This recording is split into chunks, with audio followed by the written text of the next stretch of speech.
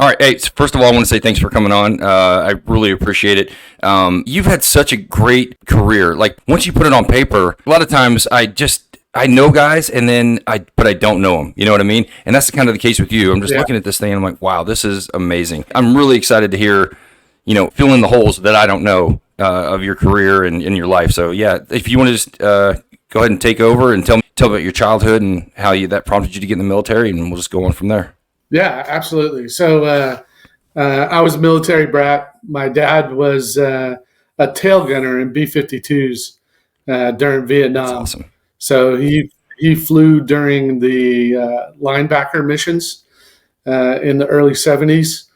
I remember, we lived in Aurora, and the Air Force Base in Aurora had B-52s in Colorado. Okay. Right. And I remember as a kid going over and getting into the tail gunner seat during an air show or whatever. Yeah. And I got hooked. Right. So, grew up, went through high school and everything else. The plan was to go to college and then come into the Air Force as an officer. I had a full ride scholarship at a local community college in Kansas. And, first semester, I pretty much drank that up. This is not exclusive to you. You'd be surprised how many guys come on here and say that kind of thing. Like they tried college and it just didn't work out for us. We didn't. It wasn't. Yeah, literally, I went to my calculus class twice for tests, and I got an A. Nice. Yeah. So I was like, man, college is boring. So literally, I drove into the local Air Force recruiter. I was like, I want the most exciting job that you have in the Air Force for an enlisted guy. And he goes, oh, we just got this thing. And he shows me this little blurb that was like 5 sentences. Get to work with the Army, play with the explosives, call in close air support, blow stuff up. And I was like, ooh, sign me up. So I went on to a delayed enlistment for 11 months. And jeez. Yeah, and came into the Air Force as guaranteed TAC-P. Nice. Yeah. So went to basic training, and then went to tech school, which was awesome. But I went through with Brett Ramos, right? Okay. And we became like best friends at tech school, and then we both got orders to Fort Hood, right? So we lived in the barracks together. And was there 3.5 years for my first assignment, and in that time, before we went to Desert Shield, Desert Storm, Brett and I raised holy hell, right? We were the typical bad airmen. Yeah. So we would party all the time. We'd show up at PT test hammered in the morning, and then both of us would run the fastest out of everybody in the squadron. And everybody was fast. But my first EPR, dude, was a 2. Oh. So it was funny because it just switched over from the APR system to the EPR system. Yeah. And our supervisor didn't know how to write EPRs. So it should have been a referral. Oh. Right?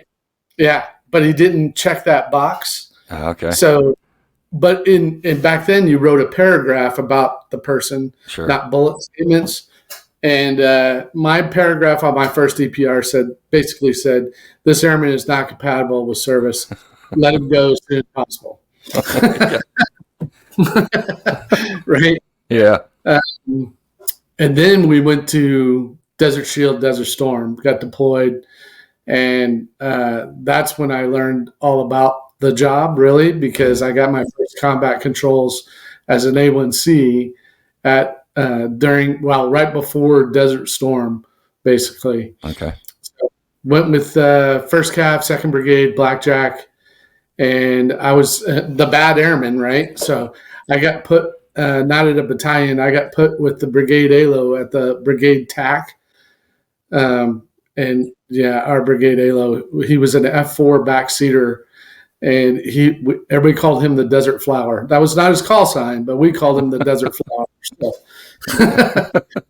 Um, but yeah, the first time I really learned about how important this job was a week and a half before the ground war started. So the air war was going on.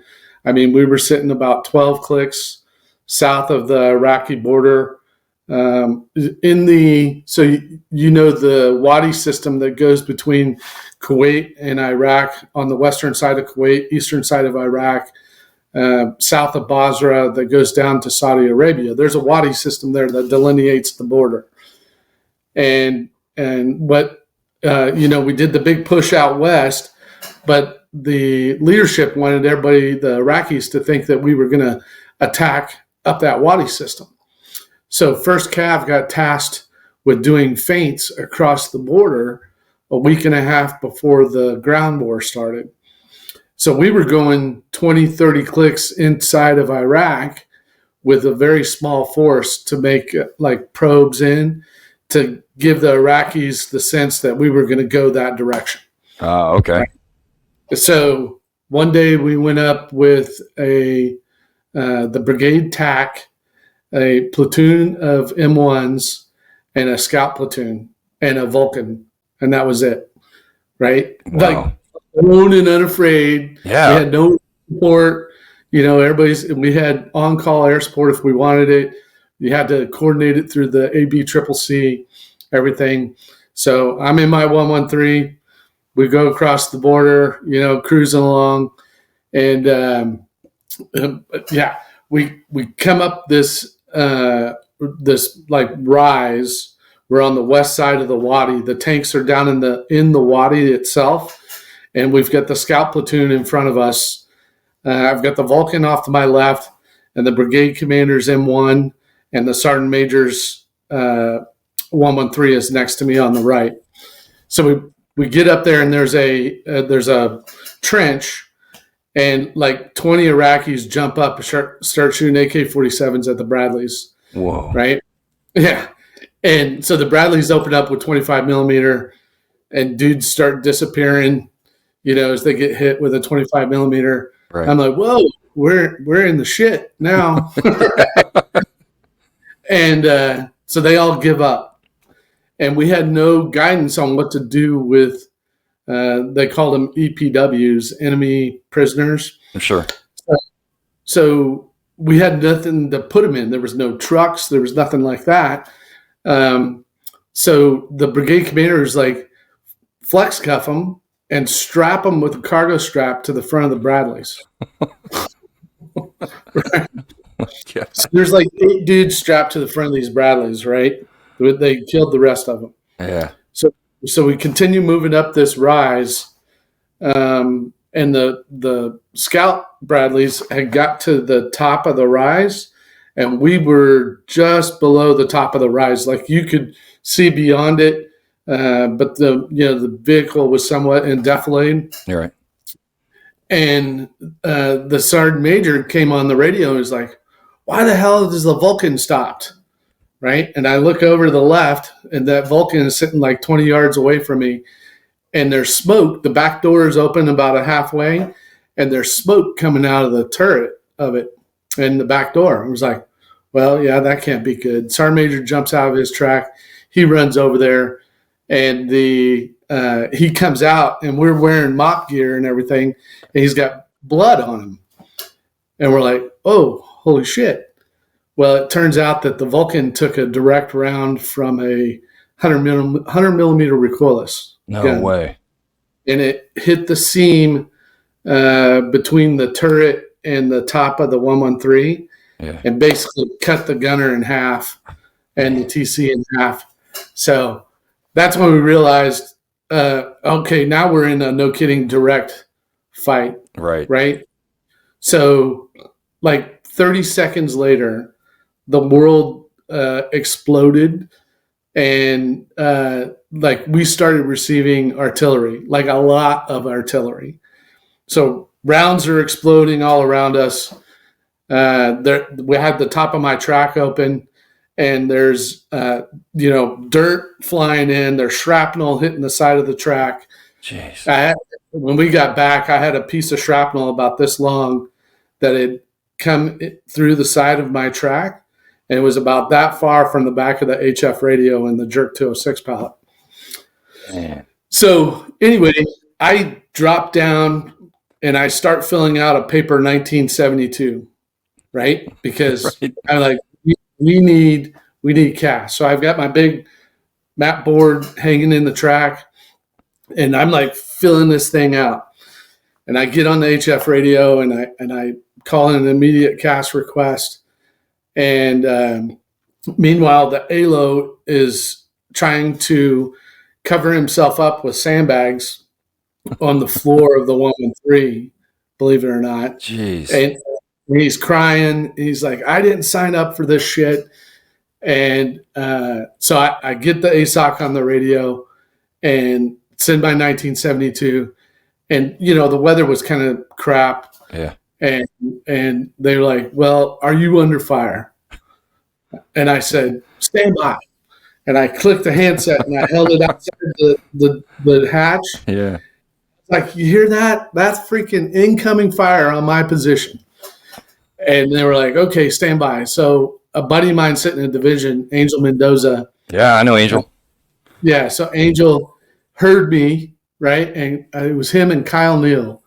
They heard what was going on, and they called ABCCC up and sent me a 4-ship of A-10s. Nice. Right? So I filled out a paper 9 line, right? And I'm doing ECAS. Yeah. I'm not ETAC certified at that point. Right. Back then it was very limited on how many enlisted guys got to be TAC certified, right? So I filled out my paper 9 line. They checked in. I took their check-in. I passed them a 9 line. I could see in the distance the artillery, and you can see the flashes and stuff from the artillery unit that's shooting at us. Wow. So I called it in, and they came below the weather. I think the weather deck was probably about 1,000 feet, right? So I got a 4-ship A-10s right behind me circling with Mavericks. And the first guy that came right over the top of us, cleared him hot, and the Maverick came off the wing and it flew like 300 feet above the track and went downrange, and it hit something. I don't know what it hit, but there was a huge like mushroom cloud explosion, right? Yeah. And then immediately the artillery stopped, and then the A-10s just went to town, right? I just cleared them their discretion. You guys do what you need to do, you know, go kill the enemy. And they just did it. Wow. Right? Yeah. So we recovered. We had to blow up an M1 that had run over an anti-tank mine, and we became disabled. So we blew that up. We blew up the Vulcan. We grabbed all the wounded, and we hauled ass back to Saudi Arabia, right? Back across the berm. So we got back, and like the brigade commander's got blood on his mop suit, sergeant major's there, and I get out of the track and I'm smoking a cigarette with my crew, right? And the brigade commander comes over and he's like, who controlled the A-10s? And the major's standing there and he's like, Airman Loescher did it. And he came over and he gave me a hug. He goes, you saved our asses today. And I was like, holy shit, This job is awesome. That is an amazing story, dude. Like you just did everything you're supposed to do. Like you're like, you know, this bad airman did everything by the book, 100% correct, and man, you saved the day. That's awesome. Yeah. So my next DPR was a 4 because you couldn't go from a 2 to a 5, right? Why? That's so dumb. The paragraph said, this is the airman you take to war. Nice. You know what though? It's funny. I found that there's a lot of guys like that. Like a lot of guys that when you get in garrison, I mean Ramos the same way. You know, you get these guys in garrison and you just don't know what to do with them. We don't know, we don't know how to act. And then you put a guy like you downrange, and that's where you belong. You know, that's where you need to be. That's where I excelled. Yeah. Was downrange, right? Just need to keep these wars going so we can, keep these airmen off the streets. So they're not in trouble. Right. That's So awesome, yeah, dude. and so we ended up coming back down, did the ground war. We went all the way out west, and then came back in and ended up just outside of Ali Al Salim, which is important later, Yeah. right? But we ended up outside of Ali Al Salim. We went through the Highway of Death, all that stuff. I mean, we drove literally without stopping through 2 Republican Guard divisions Man. and just decimated them.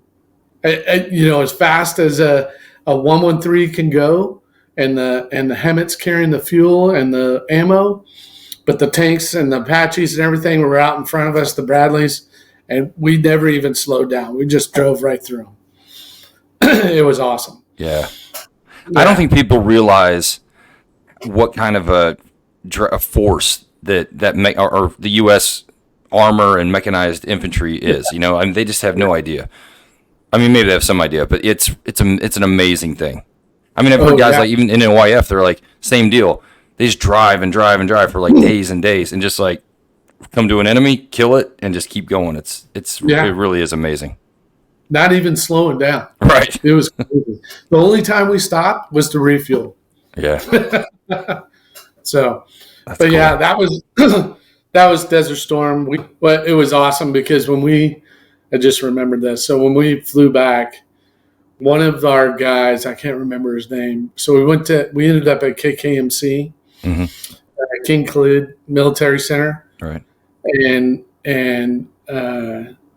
we scammed airlift back to the States. Okay. Right? Because we were supposed to go back with the division. We'd piss them off because they wanted the sergeant major wanted to do stupid shit when we were in Saudi Arabia, like formations and everything. And we were like, nah, we're not doing that. Right. So they kicked us out, and we went to KKMC, and one of our dudes was a former Loggy with like some C5 unit or whatever. Yeah. And we loaded up the whole brigade TAC-P on a C5 and flew it to Florida. That's awesome. Right. Yeah. So we get to Florida, and then they decide that they're going to put us on commercial flight back to Fort Hood. So we're in our chocolate chips. Yeah. We still have our weapons, everything else. Right. And we show up at the airport, and we flew from Eglin up to Atlanta back to Dallas, right? And then got on a bus down to Fort Hood. But yeah, dude. Wait, was it? Did you charter a plane, or was it you just got on Delta and just it sat was there? a commercial plane with our weapons. Did you guys have like weapons cases, or were you just had them slung over your? Really? That's awesome. So we're in Atlanta, and they wouldn't let us on the plane because we had weapons. Sure. And there was no TSA or anything like that. Right. So we're walking through the airport in our uniforms with weapons and standing at the gate trying to get on an airplane. And the pilot walks up. He's like, "Did you guys just come back from Desert Storm?" And we were like one of the first units to come back because we scammed some airlift. Yeah. And we're like, "Yes, sir." He's like, "You guys get on my damn plane anytime. Let them on." That's awesome. So we got on the plane, and they were giving us free drinks. By the time we got to Dallas, we're all hammered. So when we got back to Fort Hood, though, the news was there because we're the first unit from Fort Hood to make it back. Oh, right. News was there, and we're all hammered. They're trying to interview us, and we're like, right? It was not good. But yeah. They're like, none of this is usable. Just forget it. None of this is usable. Pretty much. Yeah. So, life went back to normal. We're back at Fort Hood. Brett and I are doing good. And then the Air Force got smart, and we both got orders like the same day. He got orders to Hawaii, and I got orders to Germany. Okay. And so they put us on opposite sides of the planet, so we could not be, so we couldn't be trouble. Like, we got to separate these two. Yeah. So went to Germany, and I went to a CAB unit, Combat Aviation Brigade, Okay. at Katterbach, Okay. right? And so at that point, I had started dating my wife. She was in Kansas. I went home on leave. I met her. Um, Told her I was going to marry her, right? And then I went to Germany. Yeah. So yeah, we get to Germany, and I was like, okay, I got to get my shit together. Yeah. I want to be an ETAC, right? So it's a 6-man shop. So I put my nose to the grindstone and became ETAC certified. I had my initial eval at Grafenwehr doing a live jet with Harriers and Apaches and Nice. artillery. Yeah, a live jet for your first eval. Jeez. Right. So got that done. Did good. I got an EQ on it. Nice. Yeah. And then went to what did they call it back then? Joint Fires Center. JFCC. Yeah. JFCC. That's Right. it. Yeah. Went to JFCC, got my training done, came back. It's all good to go. So I became ETAC certified. Nice. And then one day I figured out that the Army had a correspondence course for Halifax, right? And I'm with an aviation unit. Sure. Right? So I took the correspondence course, took me a couple days, passed, got my certificate, and then I took that over to the S3 and I said, I need to be on the schedule and go fly. And he's like, oh, you're Halifax qualified. I said, I'm an ETAC Halifax qualified. I say, so they, no kidding, right seat qualified me in OH-58s. Oh, no way. That's awesome. So I would go flying around Bavaria, right seat, with a 1 to 50 map book. My job was to navigate, but I learned how to hover and everything. But I would, I would go out. We'd do training missions down in Bavaria, and we'd have a couple of OH-58s, whatever, and I would just control air, right seat, and OH-58. That's awesome. Yeah, that's really cool. It was awesome. Yeah.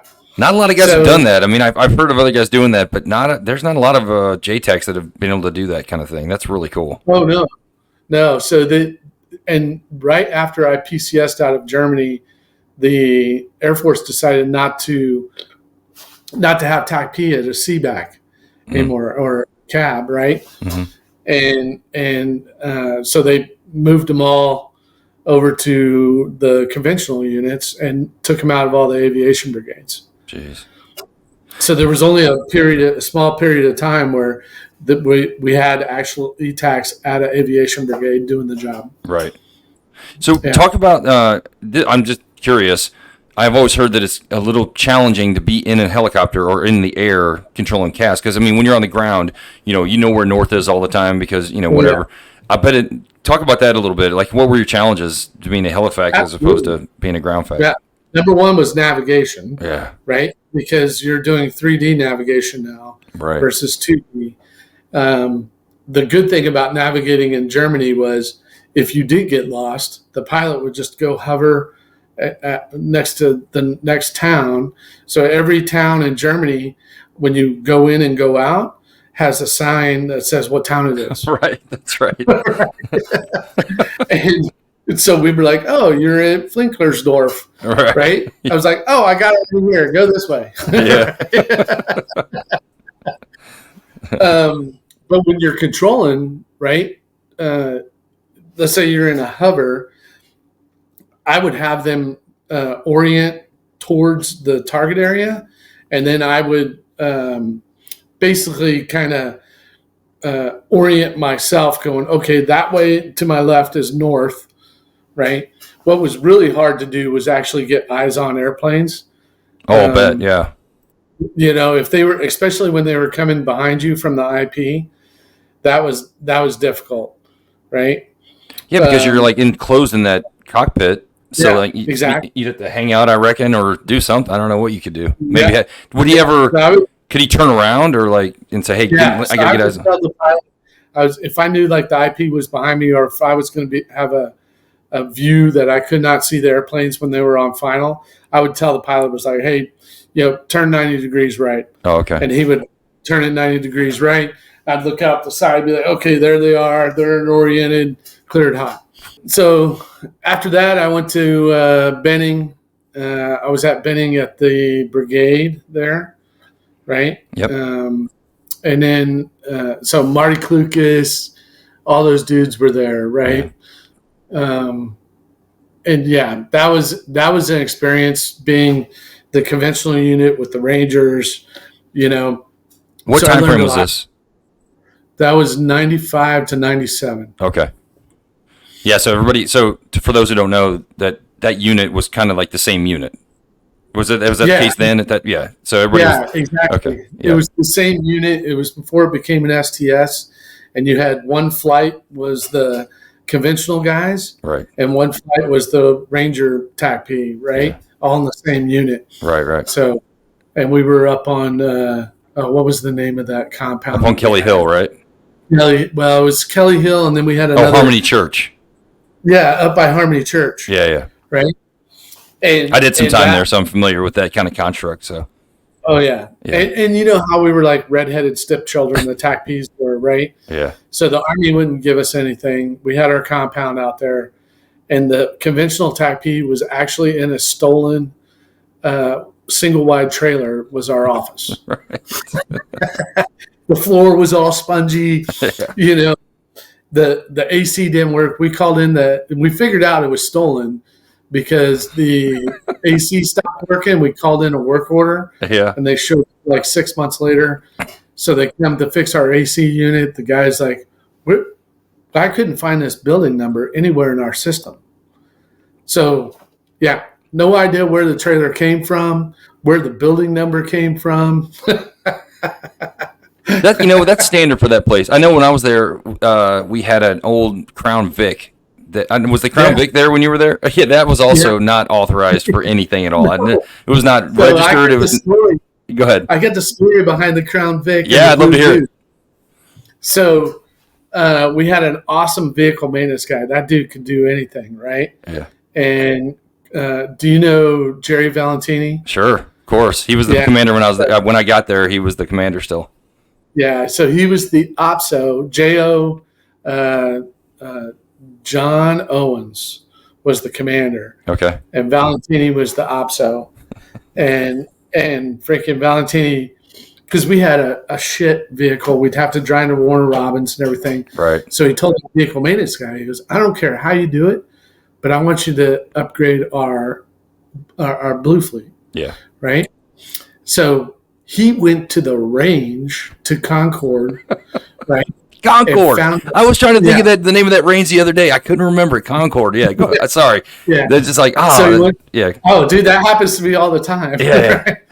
So he went to Concord, and there was a 6-pack Chevy truck. Yeah. Right? Right. And he towed it back to the shop, put it in the vehicle bay, and we bought, he did all the body work, had it painted blue, right? And then we dropped a Crate 350 motor in it. Nice. And then he went to Warner Robins and at night got a vehicle tag off of some other vehicle and brought it back and put it on ours. I like how you stressed at night. Like this is not authorized. So yeah, he basically made a Blue Fleet vehicle. That was awesome. Yeah. Had dual exhaust and everything. Nice. And the Crown Vic was the same way. It was just a piece of junk, and they the vehicle maintenance guy fixed it up, right? And got a tag and put it on there and was like, yep, we got a Blue Fleet. But that was kind of how you did stuff back then because that unit didn't get, frankly, back then, nobody got any money. I mean, there was no funding at all. I mean, you had to beg, borrow, and steal everything you got. So it was either have a Blue Fleet or do something like that. exactly. Yeah. Yeah, that Crown Vic lasted. I can't remember what happened to it. I think somebody. Eventually, we became legitimate. The unit, and we had Yeah. to follow some sort of standards. And somebody QC'd it and was like, "Wait a minute, you shouldn't be having this. You can't have this." Or somebody was driving on base and got pulled over. I can't remember what it was, but yeah, I think we ended up losing it. But I think we ended up getting more. An actual blue fleet after that. So yeah. Oh, yeah. But Yep. that was crazy. We got 15 packs vans and all that shit. Right. Yeah. Yeah. So, and then, so PCS from there, and I went to Korea, to Osan, Okay. and I went to the 25th Fighter Squadron, and I was a Balo trainer. Nice. Right on. Yeah. Dude, So, you've had some awesome assignments, man. Like that cab I thing and did. this thing. That's great. Yeah. If you ask Tim Pacheza, he was like, that dude has karma, right? Right. Because I was always the guy that I was taking care of my dudes. I would take care of the mission, make sure everything was good, but I never asked for anything in return. Sure. And stuff would just kind of fall in my lap. Yeah. And Chachi's always like, I don't understand how. He's like, you could be in a pile of shit and walk away like without any on you. Right. So, yeah, PCS to Korea, and was a Balo trainer, and I made some great network friends with A-10 pilots. Sure. Right? Yeah, and which plays into how I became a command chief. Okay. Because one of my pilots ended up becoming the wing commander at Holloman. All right. And I was on the command chief list. And so I knew him when he was a captain. And when he became a colonel, when I was on the list, he selected me. Wow. See? See? I know this.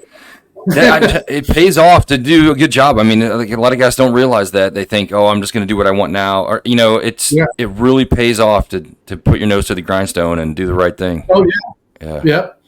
So Korea was awesome. We would go up to KC. I'd take all the Balos.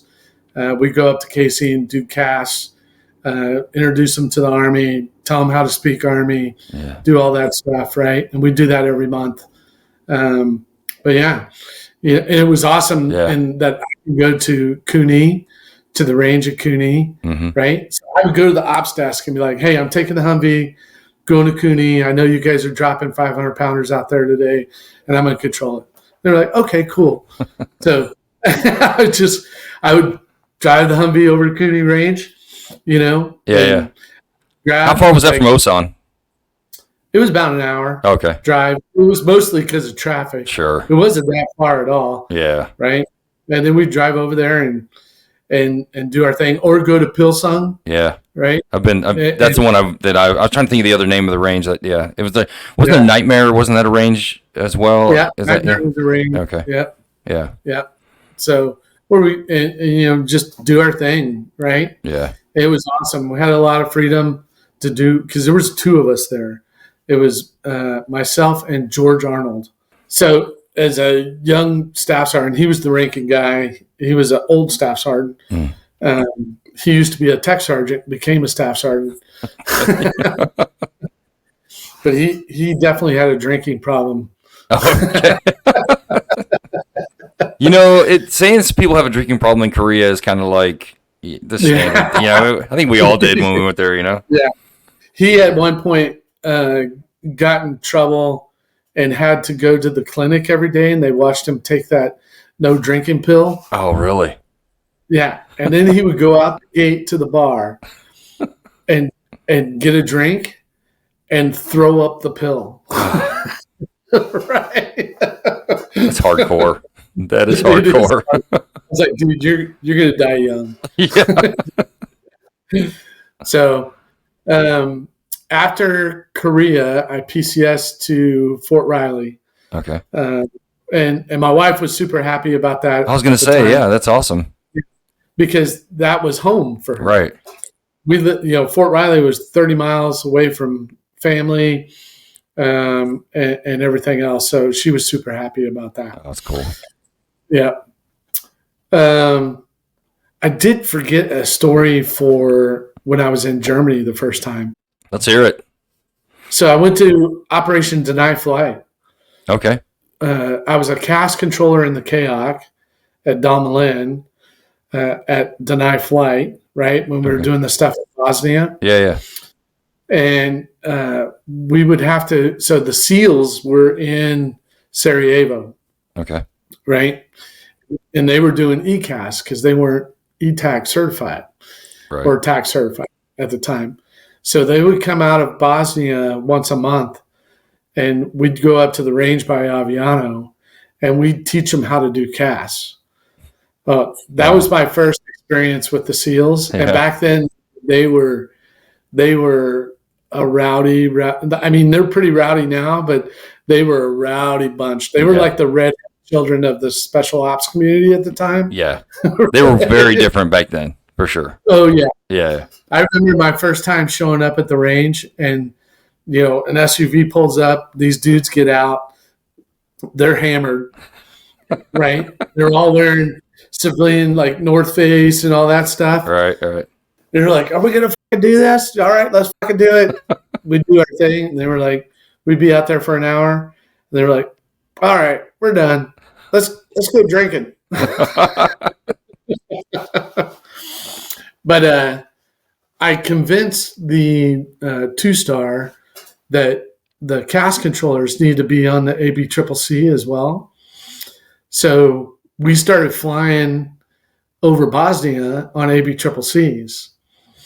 And when we had the F-16 get shot down, right, by an SA-6, you remember that? Yep. I can't remember the name.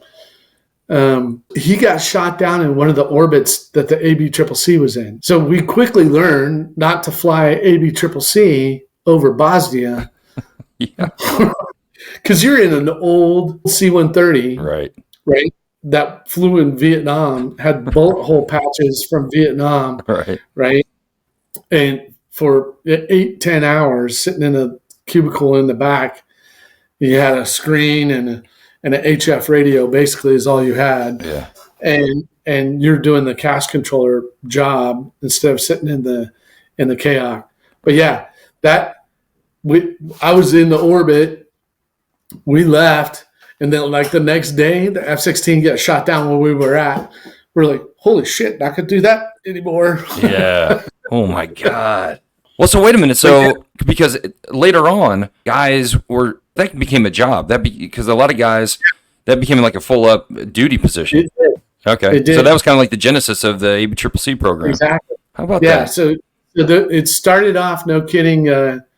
They wanted a TACP dude in the back of a C-130s that were flying into Sarajevo. Mm-hmm. So they were flying from Rhein-Main into Sarajevo. So they grabbed some dudes with a HF radio and they would sit in the back of the airplane and they would call feet wet, feet dry. Okay. Right? And they would fly into Sarajevo, they'd drop off cargo, whatever, and then fly out. And that was how it started. Then they like I said, we got on ABCCC, and then those dudes later became like 1 Charlie 5s, right? Yeah. They became ABMers, and that kind of split off from the TACP career field.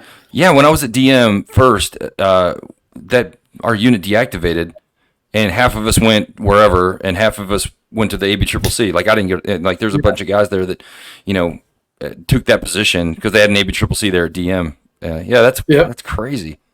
Yeah, that's odd. Yeah, that's weird. So it's funny how that works out. I know, right? Yeah. So yeah, at Fort Riley, I deployed. The first time I was there, I deployed to provide promise. Okay. Did that a little bit. Nothing big going on during that. We sat out in the desert and did training casts and all that, just as a show of force. Sure. Kind of deal. We did get to fly so the next time I went back to Germany, we were tasked to go into northern Iraq. So you remember when the AWACS called out the Black Hawk? Oh, yeah. That got shot down in northern Iraq by an F-15. So that was another one of those provide promise mission sets. Okay. And when I had PCS to Germany, I got deployed to Turkey, and we were flying into northern Iraq, and we'd be dropped off on a mountaintop or an OP or whatever, and spend 2 or 3 days there. And we would call in CAS on the Iraqis that were killing the Kurds. Really? Yeah. Wow. Yeah. I had no idea you guys even did that. We were flying out of Incirlik, going into northern Iraq. We dropped off on an OP, and we would sit there, 3-4 days. Yeah. And we would just call in CAS on all these Iraqis that are killing the Kurds, right? And did you ever get did they ever know you were up there, or did you ever get compromised or anything? Never got compromised. That's awesome. Yeah. And then we would, that's when that Black Hawk got shot down, and it was one of the Black Hawks that was supporting us.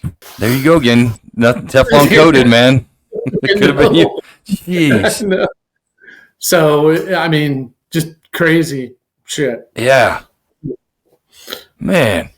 So, all right. Now, Riley, Germany, PCS I deployed to OIF 1 out of Riley. Okay. We were supposed to be going through the northern approach through Turkey. You remember that? Yep. And that went to hell. Turkey wouldn't let us go. So we deployed to Kuwait. And, the Marines and everybody else, the Army goes up according to the original plan. And then 4th ID comes in behind them. We go up to get to Baghdad. I'm a Balo at the time, E6, right? My JTAC was not very good. And so I left. So I'm with the battalion commander where I'm supposed to be, right? And he's in the 113. Well, the 113 breaks down on the way up. He ends up spending his invasion of Iraq on the back of in the 113 on the back of a het. just getting towed into war. Getting towed into war. Jeez. So we get up to Baghdad. At the time, MPs, because it still wasn't secure, MPs are escorting convoys through Baghdad. And then once you got north of Baghdad, the convoy, we would just break out into tactical formations, and we moved north through Tikrit up to like Talafar, that area, right? So I spent OIF 1 up from basically northern Iraq, Kirkuk, Talafar, and Tikrit, right? Okay. I remember. How was that? It was good. We were at it. So we didn't understand the threat at the time. Sure. Right. And so there was a lull after the invasion, while the Iraqi forces were trying to figure out what they were going to do. Right. So I remember sitting in Tikrit, and the question at the time was, how are we going to keep our currency? Right? Because we had been on the ground for a few months and we're starting to lose currencies, right? Right. So it wasn't waived while you were there. We still had to do training missions to keep our currency. So the KAOC decided we're going to start putting some training lines on the ATO, and you guys need to go find a place to do training CAS to keep your currencies. Okay. We're like, okay. So we go into the talk. We're like, hey, we need to set up a training range so we can keep our currency. S3 is like, oh, we got a great spot. There's these 2 ASPs west of town, like 20 clicks west of town, huge ammo supply points, right? That had been hit. They've been bombed. Okay. Right? And yeah, dude, nobody goes out there. You can go out there. They're secure. You can use those as your training ranges. Like, okay. So we're in two Air Force Humvees, soft skin vehicles. You had to have a crew serve weapon. So we had a dude sit in the back of a Humvee with a 249, right? and we, no doors on the vehicles, no nothing. Yeah. And we would just drive to this range. So we go over there the first day to check it out. And there's the first one we get to, there's like UXOs everywhere because they literally dropped the bombs on the bunkers, right? And blew that shit everywhere. And we're like, there's no way I'm not going in there. No. So we go to the next ammo supply point, and it had not been bombed, right? And this thing is probably, I don't know, 5 clicks by 5 clicks wide, right? That's how big it is. Jeez. And it's just bunkers of anti-tank mines, RPGs, ammo, tank rounds, you name it, artillery rounds. It's just, there's shit everywhere in these bunkers, right? And what the Army did is they welded the doors shut. Okay. So we pull up, and there's people everywhere, and they've got torches out, and they're opening the doors, and they're loading dump trucks full of ammo, right? And we're like, well, this ain't good. So we call back to the TOC, and we're like, hey, you might want to send the QRF out here because this ASP is not secure. I said, you got people out here taking anti-tank mines and artillery rounds and everything else out of the bunkers. They're like, what? Really? Okay, we're sending QRF out. So QRF shows up. It's a Up Armor Humvee and a Bradley, and there's a second lieutenant in charge, right? He shows up, he looks, he jumps off the Bradley, and he's like, all right, here's what we're going to do. I'm going to go right down the middle. MPs, you go left. Air Force dudes, you go right. We'll start rounding these dudes up. And he jumps back on the Bradley and drives off. Like we're doing it now. Let's go. Yeah, like right now. So he drives on the Bradley and jumps off. The MPs are like, okay, I guess we're doing this. They got a 50 cal on the vehicle. They go that way. Next thing I know, I look at all our dudes and we're like, I guess we got the right side. So I look over at my airman. I was like, all right, man, we'll just try to round these dudes up. I said, I may try to knock them over with the Humvee, and then you just get out and flex cuff them, whatever, right? Right. So I look up. The Bradley was like on the horizon, firing the 25 millimeter at a dump truck that's trying to get away. The MPs are over on the left. They're firing the 50 cal, and they're shooting at people and trucks. So I was like, all right, let's go. So we go. So anyway, we caught like 22 dudes or something like that on our side. Yeah. The MPs killed some dudes, caught some dudes. The Bradley didn't kill anybody. They were still chasing the dump truck. And, but yeah, we caught a bunch of dudes. Were they just they're just Iraqi citizens that were trying to capitalize? They were former Iraqi military. Oh, okay. Trying to get the ammo to do their guerrilla war. Sure. So, or do their insurgency. And so, yeah, I got like an Army Commendation Medal. And our 2 Air Force vehicles, our dudes, we caught more enemy prisoners during that 6 months than the Army did. Yes. Yeah. So we, that shit was so funny, because that was how the Army operated. Yeah. We're like, yeah, but just do it. We'll wing it. There's no rules. I mean, who knows? Anybody could have been in there. Like, it was 5. You said it was like massive.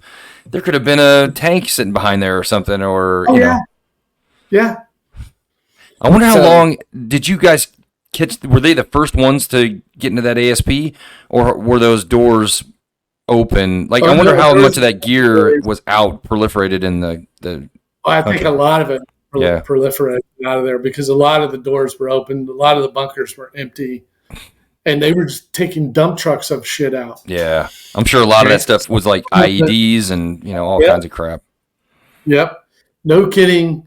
Less than a month later, we lost our first Bradley to an IED. Yeah.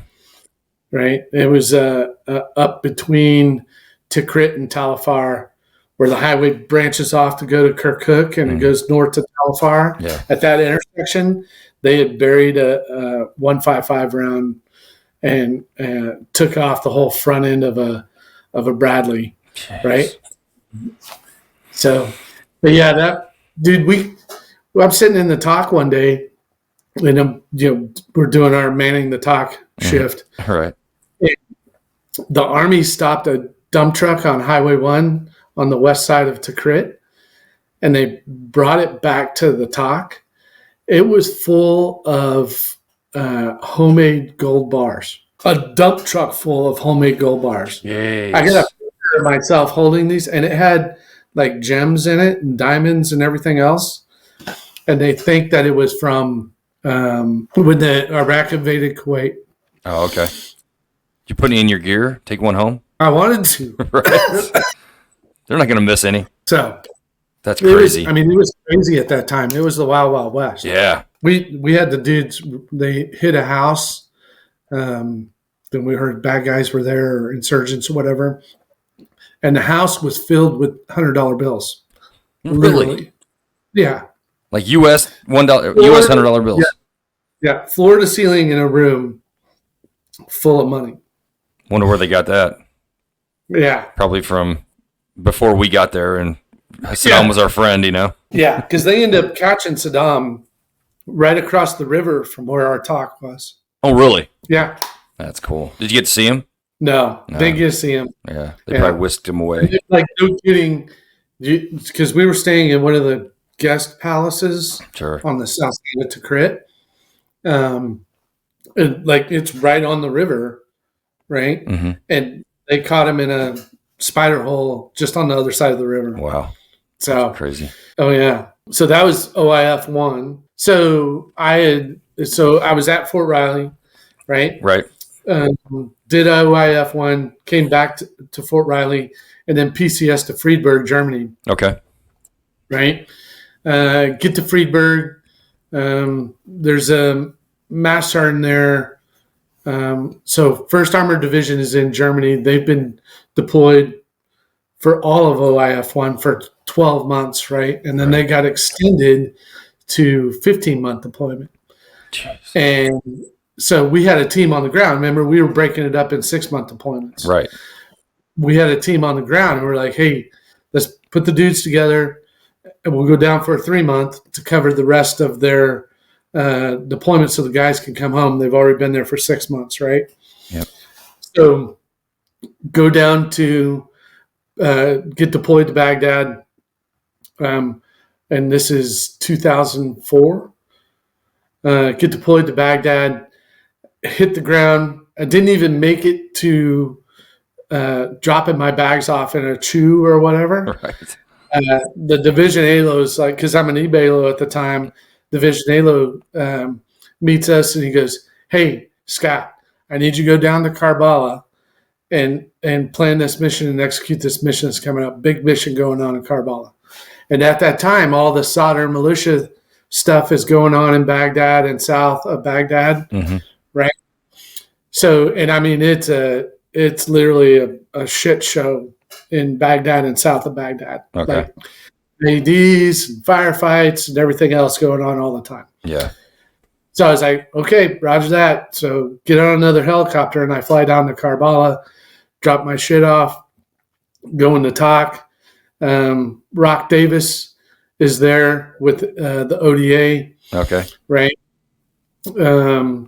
Dennis Krause was with me. Okay. So we had a good team, and we're like, all right, let's plan this out. So you had 1st Brigade, 1st Armored Division was in Karbala, and you had a Polish brigade in Karbala, and then you had Rock's ODA team that was running around causing mayhem in Karbala as well, right? Right. So anytime in the old city of Karbala, we did not own that. That was solder territory, right? Okay. We couldn't go into it without getting into a serious fight. Okay. So what the Army was doing was they were putting patrols out, and they were going around the old part of the city, and they were getting engaged everywhere, going around the old part of the city, right?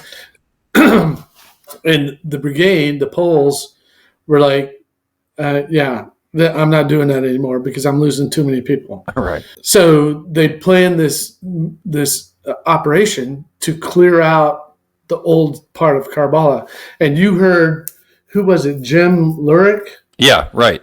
Yeah, so he was on the AC-130 for this mission. That's right. Yeah. Right? So we planned this mission out, right? And a few days later, we go to execute it. So we go down, we start sending forces out and getting them ready. We set up attack right outside the old part of the city. And me and Scott Gregory are at the TAC, right? Okay. Rock has his little part that he's going to do with going into the old part of the city and hit some specific things. But then we had, like, no kidding, a Polish brigade, armor brigade, and a freaking U.S. armor brigade is going to go clear, like Fallujah style, the old part of Karbala. Okay. Which Karbala is a very historically significant city for the Shia. Okay. Right? And there's lots of things in, like, mosques and cemeteries and historically significant buildings there that everybody was worried about. Yeah. So we're getting ready to kick off. We're like an hour before LD, and we're at the TAC, and the radio comes over from division saying our operation has been canceled. Dang. Right? Due to political reasons. Oh, yeah. So the brigade commander jumps on the radio, and he's like, "What are you talking about, blah, blah, blah." And it turns out that Rumsfeld canceled our mission because he didn't want to have the political blowback of us taking out any of those historical sites. Jeez. So the Polish general, so he gets off the radio, slams it down. Everybody's pissed. The Polish general looks at the colonel and he goes, "If you don't do this operation tonight, I'm pulling my forces out of the city. We're leaving. We're not taking this anymore. Yeah. We're not going to just be tyrants." And I was like, "Hey, I got an idea." I was like, "I have an AC-130. I've got a 4-ship of F-16s. We've got a Predator. And I say we still do this, but we just do it a different way." I was like, "You guys have been sending patrol out around the old part of the city every night, and they get engaged every night. Right. Go do it again. And then you have self-defense. And then we could just waylay death and destruction after they get engaged. And we could do our operation." Yeah. And the brigade commander looks over at the legal guy, and the legal guy's, "Yep, technically he's right." And we're like, he goes, "Okay, let's do it." And so, dude, that entire night, so the F-16s went home Winchester. We kept the Predator as long as we could because we had one of those new Rover units. Sure. So we had FMV, so we could see what was going on. But yeah, they sent 2 tanks out on the patrol route. The first intersection they get to, there's like 4 RPGs get fired at them, and then it was game on. And we just followed these dudes through the old part of the city using the gunship and literally went and cleared the old part of the city. So the gunship went home. So they were on station so long that they had to leave to refuel. Jeez. And then they came back, right? Yeah. And they went home. They went home Winchester. Jeez. For those who don't know, that's not easy to do. I mean, the gunship carries so much ammunition that if you're Winchestering a gunship, you're shooting a lot of ammunition. So we just chased these dudes throughout the city. Anytime Rock would get engaged, we would engage the enemy there. We were taking down buildings that they were hiding in. That you could see on the FMV where they were moving cases of RPG rockets from one building to another. So we would just take those buildings down. At one point, and Jim mentions this as well. So the building that we hit set between two historically significant mosques. Right. It was within, I would say, 100 meters of each one of them. And they put 64 rounds of delay fuse 155 in that building. But I actually had the brigade commander get on the radio and tell the AC-130 crew that there couldn't be any CDE for that. Right. And yeah. And they were like, okay, got it. And I said, cleared hot. Boom. Yeah. And they did it too. I mean, it was like that. Yeah. And that's the capability, the precision of that gunship. You know, they can put it where you need it without a lot of CDE. Yeah. So that picture I sent to you of the two M1s sitting on the street pointing at the building, that was the building. Oh, okay. You know, the rest of the 3 months goes along. There's other missions and stuff like that. But I got a Bronze Star out of that, right? Okay. That deployment. And a big part of it was because what we did down in Karbala. Okay. Because after we cleared the old part of the city, there was not another insurgent attack in Karbala for over a year. Well, that's what Jim was saying. He was like, after you guys did that, they were like, all right, forget it. They're going to stand down because if they have that, I mean, it's easy to take, pop shots at like a patrol going by, but once they are actively engaged, I was like, all right, that's, there probably wasn't a lot of them left. I mean, if you want to be honest, No, we killed like 180 dudes that night. Yeah. So they left Karbala. They went Nice. south. They went to Baghdad, up to the north, but they left Karbala. You could literally drive around with the windows down and feel safe in Karbala for about a year. That's awesome. Yeah. So, but so anyway, I got a Bronze Star out of that, right? Sure. So I go back home, redeploy to Friedberg, and in our 18-man shop, and now I'm the NCOIC of the shop, right? And our ALO is a captain whose call sign is porno because he has 3 red X's in his training folder from 3 failed F-16 check rides. Right? Okay. So he had a policy of putting somebody in for every award nomination that came out. Okay. And so the League of United Latin American Citizens Award comes out. I don't even know what that is. Yeah. So I spend 10 seconds reading this thing and I delete it because in my very straight, logical mind, you have to be Hispanic to win this Latin American Citizens Award. All right. I already know what's happening, but go ahead. Keep going. Yeah. So I hit, like, no kidding, a minute later, the captain hollers at me from across the hall. He's like, Scott, who we putting in for this LULAC award? And I'm like, fucking nobody, sir.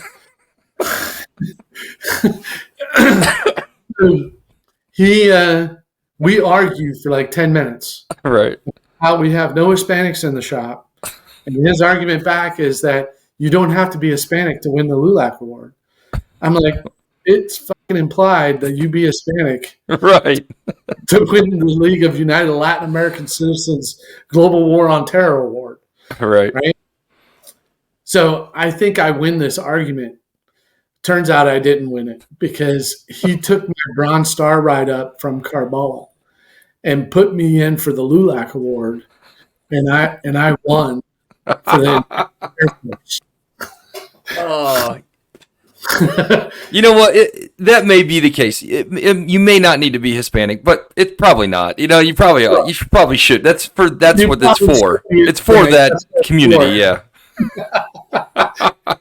So I was the 2005 Hispanic of the Year for the Air Force, which got you the call sign Pedro, because that's the same time Napoleon Dynamite came out. So all my dudes showed up at PT one day, and they're wearing Vote for Pedro T-shirts, right? And on the back it says, Pedro offers his protection. And so, yeah, I earned the call sign Pedro from that. Oh, that's awesome. That is awesome. I'd always wondered. Like I said, I never knew why that happened. Oh, that's a great story. I had no idea. Yeah. So that goes back to Chachi's like, man, shit just happens to you. Yeah. Oh, So that's awesome. so like, yeah, the Pedro thing was huge. I had to go to Little Rock, Arkansas, to the LULAC National Convention to Really? get the yeah. So like my wife, so me and my wife flew back from Germany to Little Rock, Arkansas, to the LULAC National Convention. Went to the presidential ball, met Bill Clinton, Really? right? Met CEO of GM, met the ambassador from Mexico. Were they all like, wait, you got you? What are you doing here? Yeah, you could tell in their mind the wheels are turning.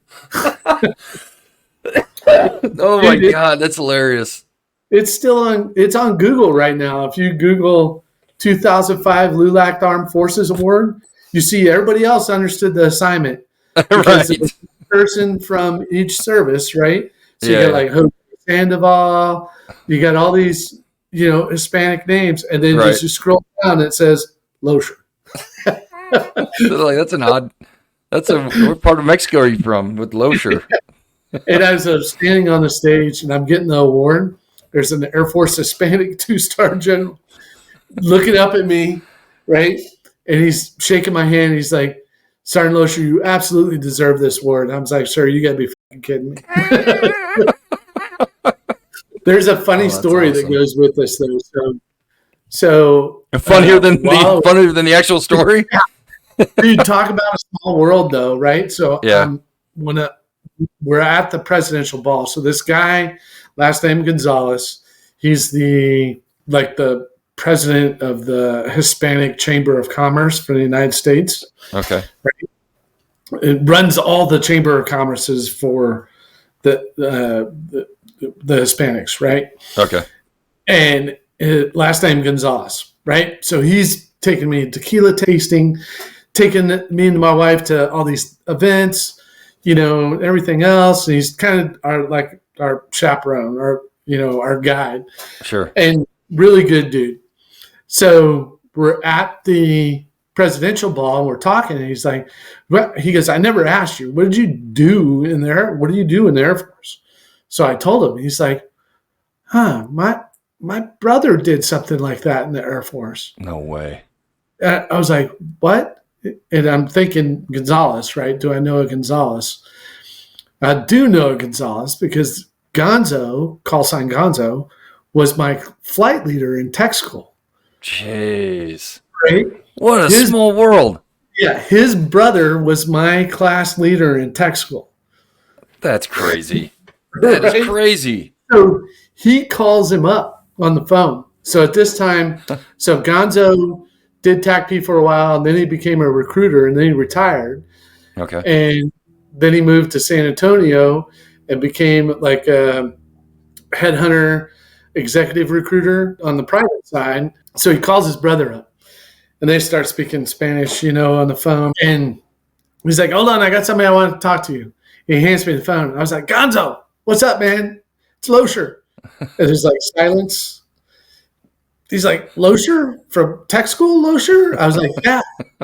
He's like, silence, a few seconds go by. He's like, what are you doing with my brother? I was like, I'm at the LULAC National Convention.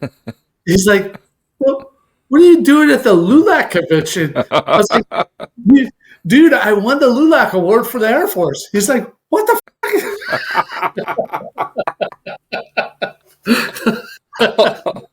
Oh my gosh. Oh.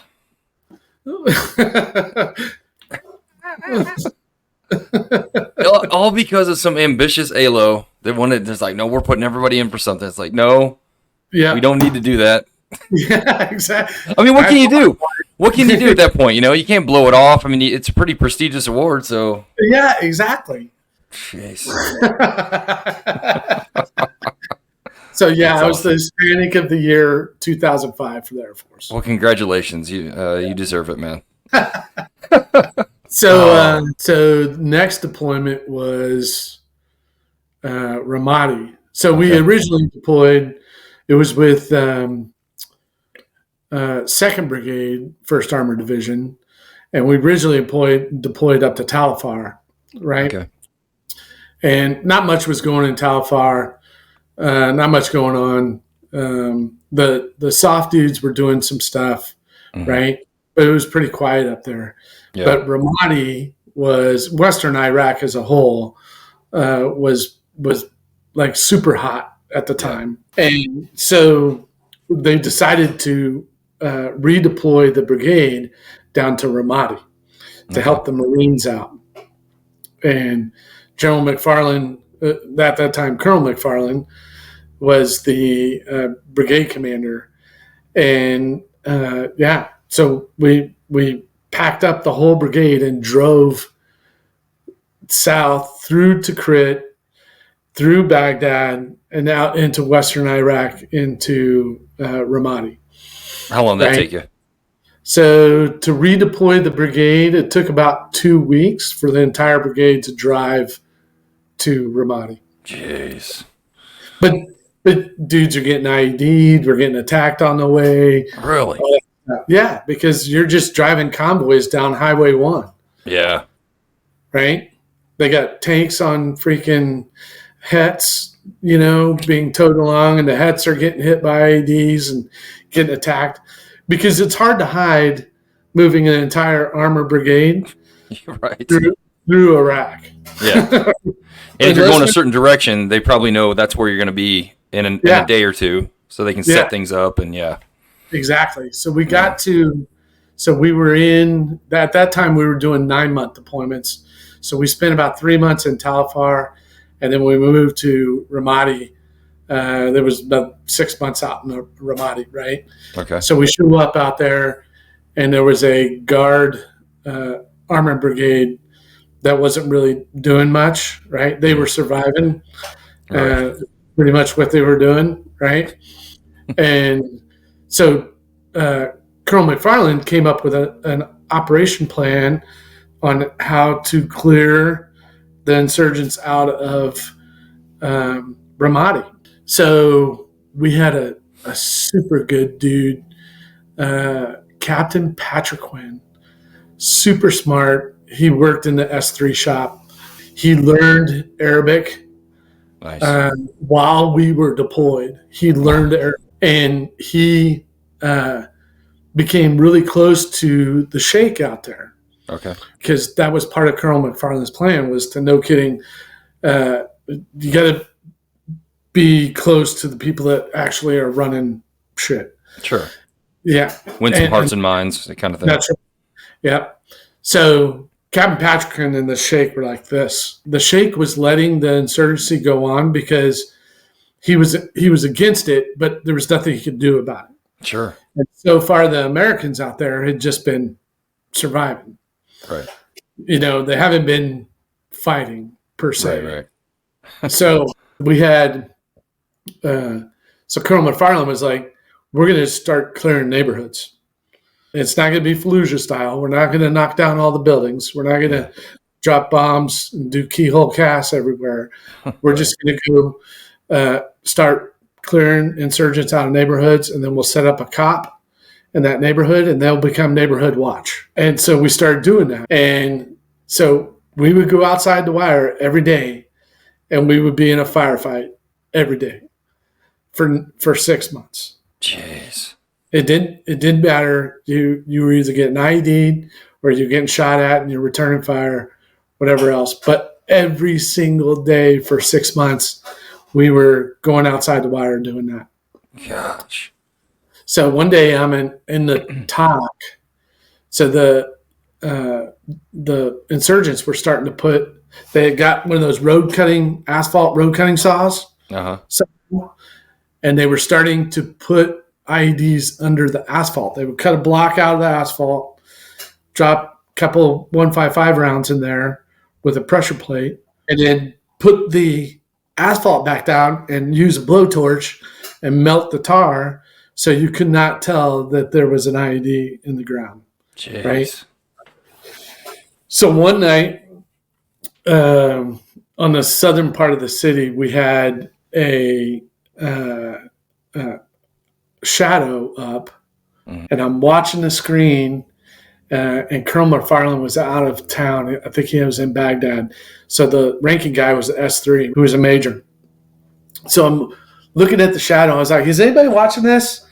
And there's like 10 dudes in a van, and they've got their road cutting saw out, and they're digging a hole, cutting a hole in the asphalt in the middle of this neighborhood on the south part of the city, right?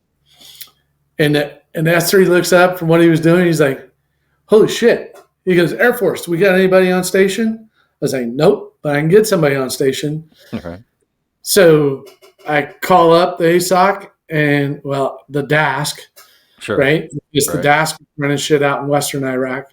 Right. And I got 2 F-14s, and they got GBU-12s. All right. They have 3 minutes of playtime. Better make it count. Yeah. 3 minutes. So I did a quick, 3 minutes of playtime left. And I was like, so I did a quick 9-line. I pass it to him. I look at the S3. I was like, here's what's going on. I'm going to put a delay fuse on it, and we'll try not to knock down any houses. He's like, do it. Nice. 3 minutes of playtime, clear them hot, and they dropped the GBU-12 on the IED, like literally on where they're putting the IED in the ground, and killed them all. Ran up, knocked down the rock fences on the side of the street. Yeah. No damage to any houses. Awesome. That's how you do it. Yep. So another funny story out of that, Chachi works with this guy now, the S3. Oh, okay. Chachi is on the board of a university in Kansas City, and this guy is on the board as well. Okay. It's like they hired him, and he flew to Kansas City. The guy knew me, and he asked Chachi what he did in the Air Force, blah, blah, blah. Chachi tells him, he's like, do you know Pedro? Chachi's like, hell yeah, I know Pedro. He's like, yeah, I was his S3 in Ramadi. Oh, wow, that's crazy. Dude. Talk about a small world, dude. I know. You got so many. There's like, usually guys have like 1 or 2 of those, and you're like, the whole thing, it's just coincidences. That's awesome. So that deployment, going outside the wire every day and getting shot at every day. And I actually had one of those phone calls with my wife, like, hey, I know we took care of everything before I left, but I'm not quite sure I'm going to make it home out of this one. Man. I'm just giving you a heads up, And she's like, don't say that, Yeah. And I'm just telling you. God, that'd be exhausting. Just, every day. So exhausting. Yeah. I mean, you would get up, plan a mission, go outside the wire, come home, sleep, take care of your equipment, sleep for a little while, get up, plan a mission, go outside the wire. That was your 6 months straight. Jeez. How you doing from that? Has that had any kind of like effect on you or anything? Or, are you okay? My wife says it does. Oh, yeah. Of course, yeah. But anyway, I mentioned Captain Patrick Quinn. Yeah. So we turned everything around in Ramadi, but unfortunately, so Patrick went outside the wire, and he was going to an engagement with the Sheikh, and he got IED'd, and he got killed. The driver got killed. Dudes I worked with every day, they got killed. But the Sheikh, they were close friends. The Sheikh got pissed off, and he came to the base and met with Colonel McFarland and told Colonel McFarland that whatever he needed to get his mission done, to get the insurgents out of Ramadi, he was going to do now, no matter what it took, because they killed Captain Patrick. And literally, like, we cleared Ramadi. So he had loyal Iraqi police, and they were doing their thing. And we would just go outside the wire, and we'd clear these neighborhoods out, and we cleared the insurgents out of Ramadi. Nice. They moved out to Hit. They moved to Fallujah. It sucks that it took that to get that Sheik to act But I'm Yeah. glad he did. But it's like, why Yeah. did you do that like a month or two ago? Why, you know what? It's, I don't know. I know Exactly. he's stuck between a rock and a hard place, but I don't know. Yeah. It just sucks when you lose guys that and and Oh yeah. you feel like it could be prevented. That just makes it a little bit worse. Yep. Yep. Exactly. But anyway, I don't think that I have any lasting effects from that deployment, but I'm sure I do. It's hard to tell. I mean, some Yeah. don't. I mean, some guys you seem very Yeah. healthy. I mean, you don't seem like it bothered you that much. But we're all different. Like Yeah. I'm the same way. I don't feel like I don't have any residual effects from it either. Yeah. Like I said, things affect other people differently, and Oh, yeah. I'm just glad you don't. I mean, Yeah. you seem in a good place. I mean, Oh, you yeah. don't seem like it bothers you that So much. So I did when I came back from that deployment. Um, my wife was in Heidelberg, right? And it was mhm. around New Year's. So New Year's Eve, she's like, "Hey, I want to go downtown Heidelberg for New Year's." And I don't know if you've ever been in Germany on New Year's. I It, have, but not in a big place. I was like Vilsack most of the time, Grafenwehr. it was crazy. You know how they all do their own fireworks and all that shit. Oh yeah. So we're on one of the bridges that goes over the river, and it's shoulder to shoulder, and everybody's shooting off fireworks, and there's explosions and everything else. And I look at my wife. I was like, "We got to go." Oh I really? was like, "Oh yeah." I was like, "No, I can't do this. We got to go." It just got to you a Right? little bit, huh? Oh yeah, it definitely Yeah. got to me because I went home for I was home for like 2 weeks. Oh, okay. Of getting shot at all the time, and then I go downtown, and all the fireworks are going off and everything else, and I was like, "Yep." I was like, "I know you want to be here and see this, but I can't take it. We got I to could go." see that. I could see that. Yeah, I mean, sometimes it's not even it's out of our control. Sometimes it's so yeah, involuntary that yeah. you just have that. That was too quick of a turnaround. Like you're just, Oh yeah, yeah. I could see that. yep, A lot of people don't get that part of it either. That it's not anything a guy can do. It's not like you can just, we can. You're either in a good place or you're not, or I'm sure it's some sort of spectrum where people have different, levels of, PTSD or whatever. But yeah. it's nothing it's not something you can just control. That's right. Yeah, Yep. So, yeah, that was probably one of the biggest signs that that it got to me, yeah, right? But I mean, you're seeing dudes getting killed every day. yeah. I mean, it's just natural to feel that way. I Yeah. mean, it really is. I mean, even if you're the toughest guy around, I mean, it's still gonna have some sort of like subconscious effect. I think Oh yeah. whether you acknowledge it or not. Yeah. Yeah. So It's on just that not like humans aren't supposed to experience these things. no, That's exactly right. yeah. It's like we That's do, experience. and we're trained to deal with them. But then at the end of the day, it's horrific. I mean, Yeah. it really is. Yeah. So, going back to Desert Storm when we were sitting outside of Ali in Kuwait, there's CBU bomblets everywhere, Yeah. right? Exploded ordnance everywhere. And one day, two Army guys are actually playing catch with a CBU and tossing it back and forth. And it blew up on one of them, right? And it blew one dude's arm off when he went to catch it, Jeez. right? The other dude had it in his pocket, had one in his pocket, and he took it out of his pocket and threw it on the ground. And when he threw it on the ground, it blew up and, Gosh. and blew his little part of his leg off. So they call in medevac, and I'm watching this. They call Yeah. in medevac. Medevac shows up, and the sergeant major. I'm been over trying to help. Sergeant major looks at me. He's like, "Go get that dude's leg." Hut hut hut. I go get the Sure. dude's leg, throw it on the stretcher with the dude, put him on the helicopter, and off he goes. Right. I didn't think anything about it other Right. than I picked up a dude's leg and put it back on the stretcher with him. But I'm sure that affected me. Yeah. Exactly. Right. It's just you're in that situation, so that's the normal thing in that particular case. That's a normal thing to do is get a guy. Oh, it just blew off. We got to get this thing so the guy can possibly put Yeah. it back on or whatever. Yeah.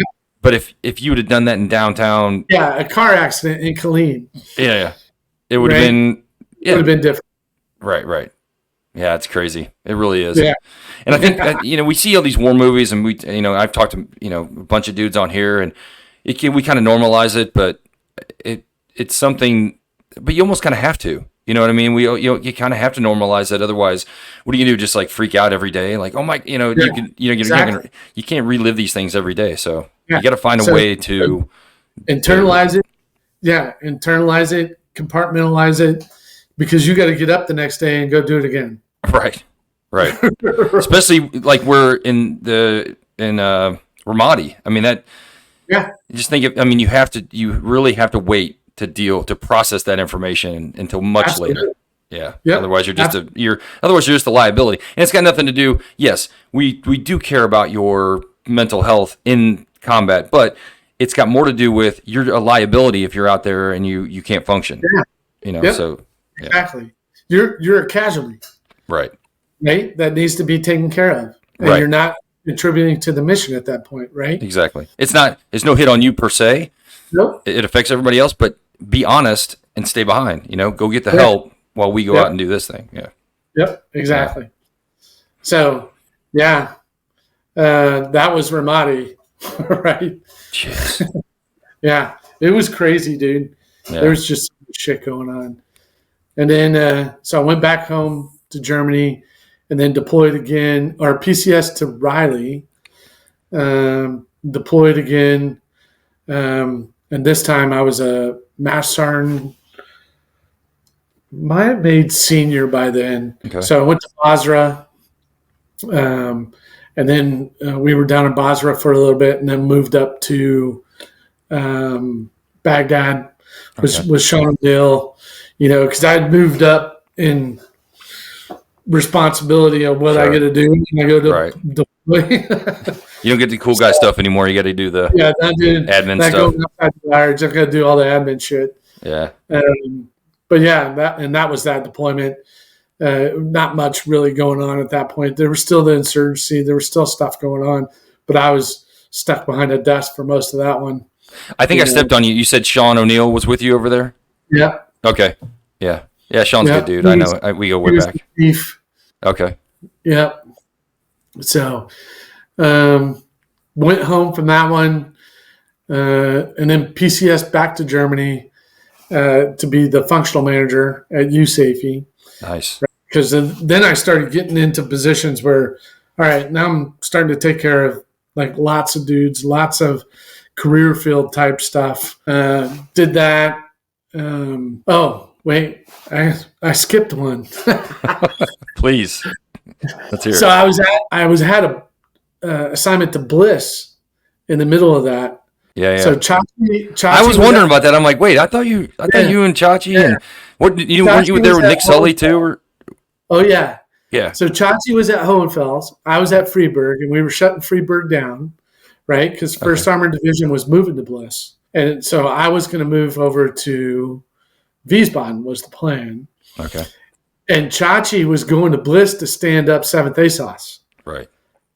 He was taking my equipment. So I would call him up and give him shit.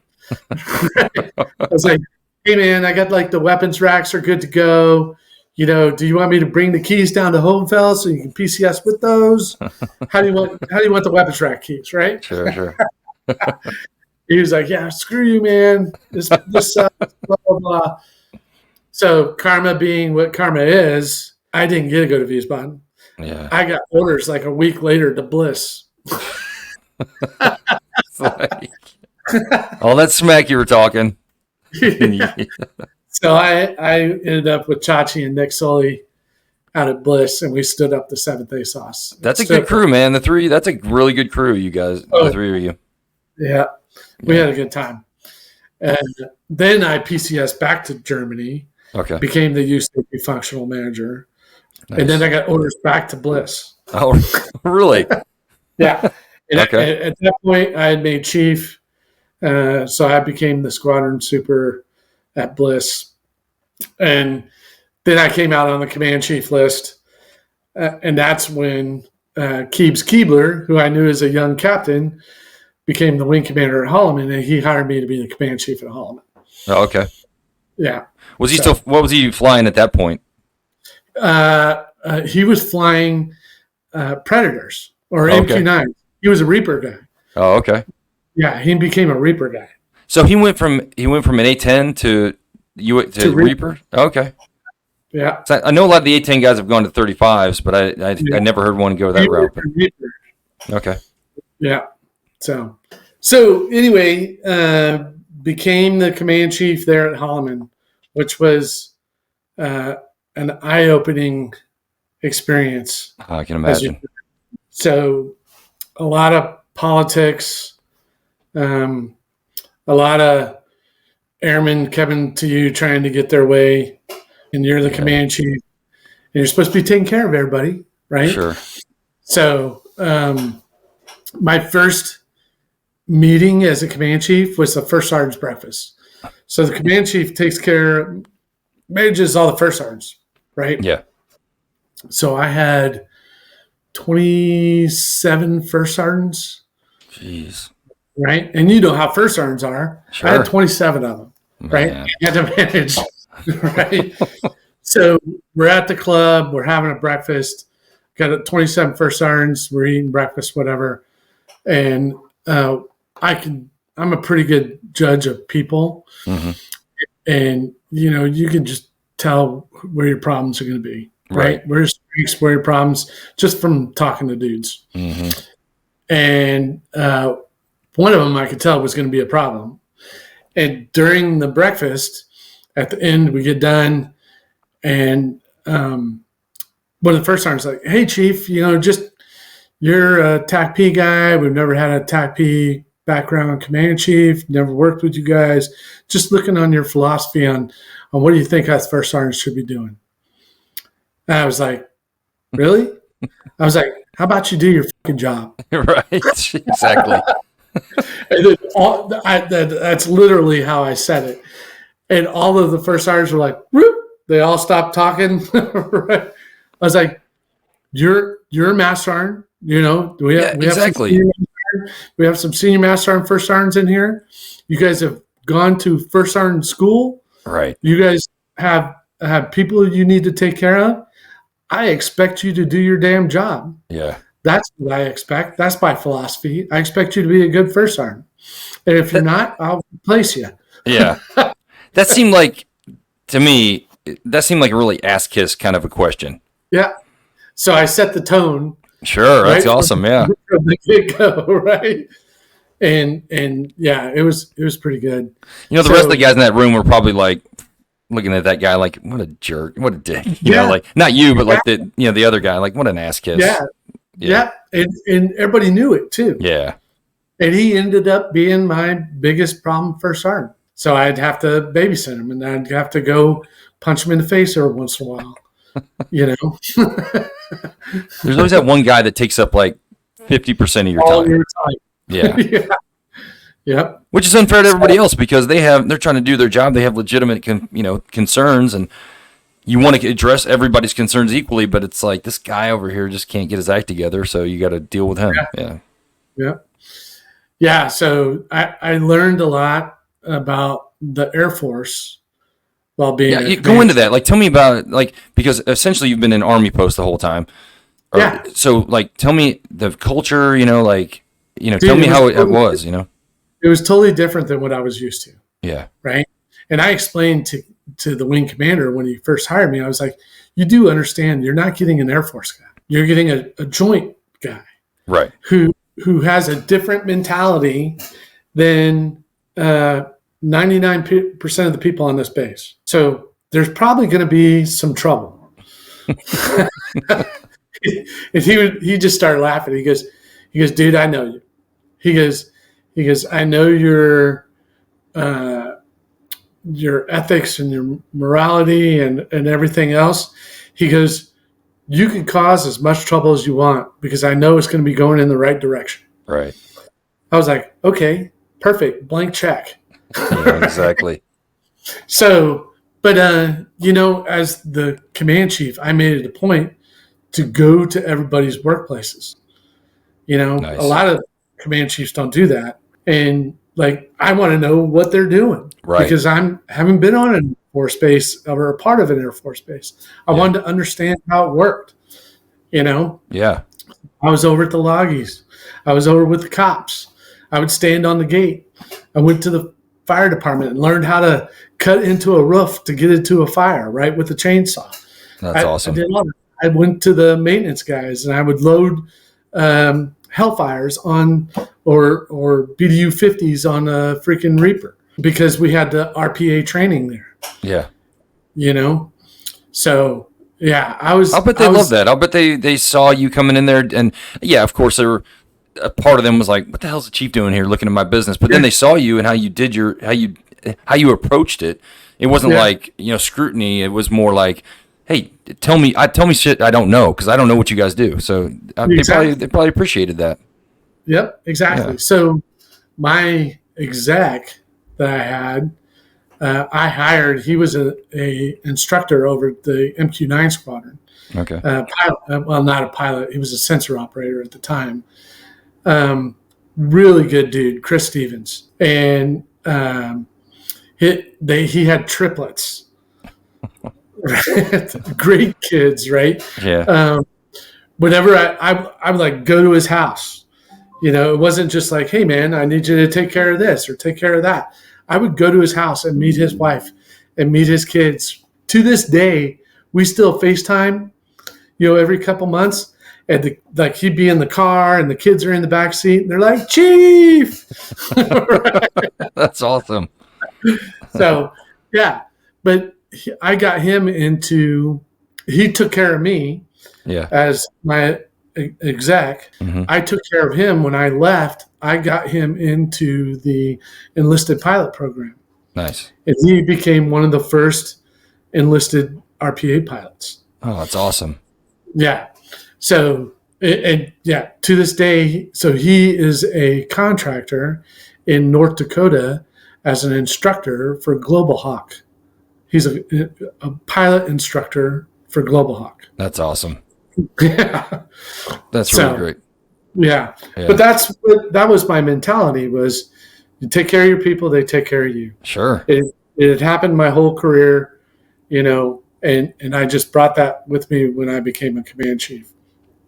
So I think that, I had a great relationship with the folks in Cloudcroft and Alamogordo, mm-hmm. The politicians and everything like that. And because that's part of being that wing leadership. You're the wing leadership of the base, right? Right. The base is a huge part of Alamogordo, New Mexico. Yeah. It really is. It is.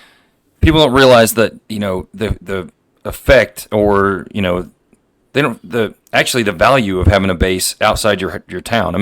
There are some inherent problems, like soldiers or airmen kind of getting in trouble or whatever, but at the end of the day, it's a benefit to have a military base in the vicinity. Yeah, exactly. Definitely generates revenue for businesses and all kinds of stuff. Yeah.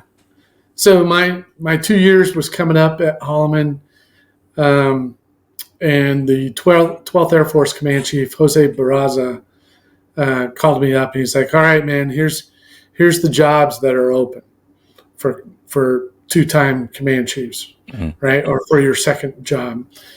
And one of those was Ollie. I was like, I want to go to Ollie because I'm getting close to retiring, mm-hmm. right? And I started my career in combat at Ollie. I would love to end it as a command chief at Ollie. Right? Yeah.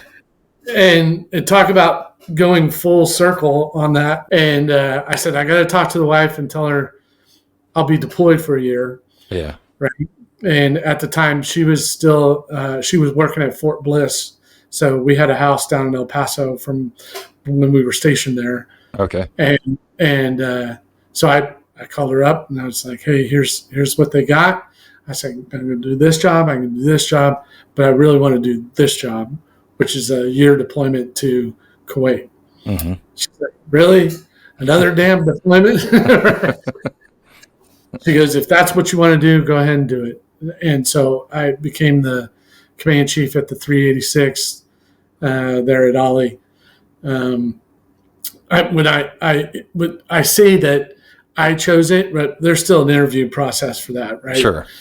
And so I did well on my interview with the incoming wing commander, We clicked, and the thing that I did not understand was Ollie is airlift wing, not a training wing or a calf wing.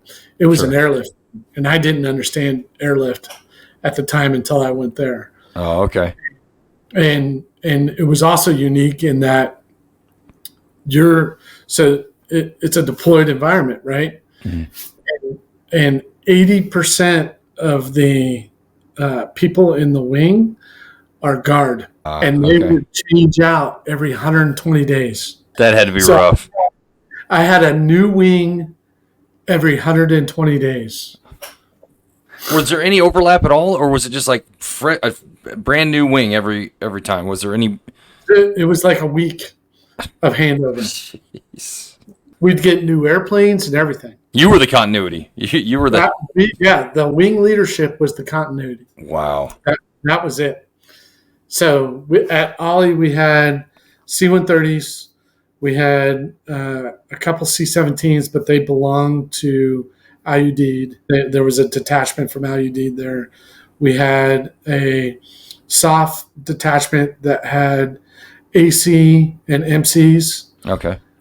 And then we had an EC-130. This is 2016, 15, 16. Yeah. So the fight with ISIS in Iraq and Syria is big. It's hot and heavy going on in both Iraq, northern Iraq especially, so Yeah. Mosul, and then all of Syria. So we had the airlift, the C-130 airlift for all of that, and we had some Iraqi training units. So the what would they call them? The advisors, Yeah. right? They fell under the wing. And then we owned all the airfields in Iraq and Syria. Wow. I'd get on a C-130 and I'd fly to Kobani, and I'd bring a pallet full of awesome chow hall food or chocolate milk and cereal. Right.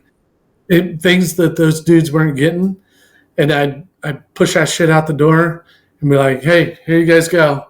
Here's a bunch of freaking chocolate milk and cereal and chow hall food and have at it. And they'd be like, oh, that's awesome. We've been eating MREs, Oh man, I bet they loved it.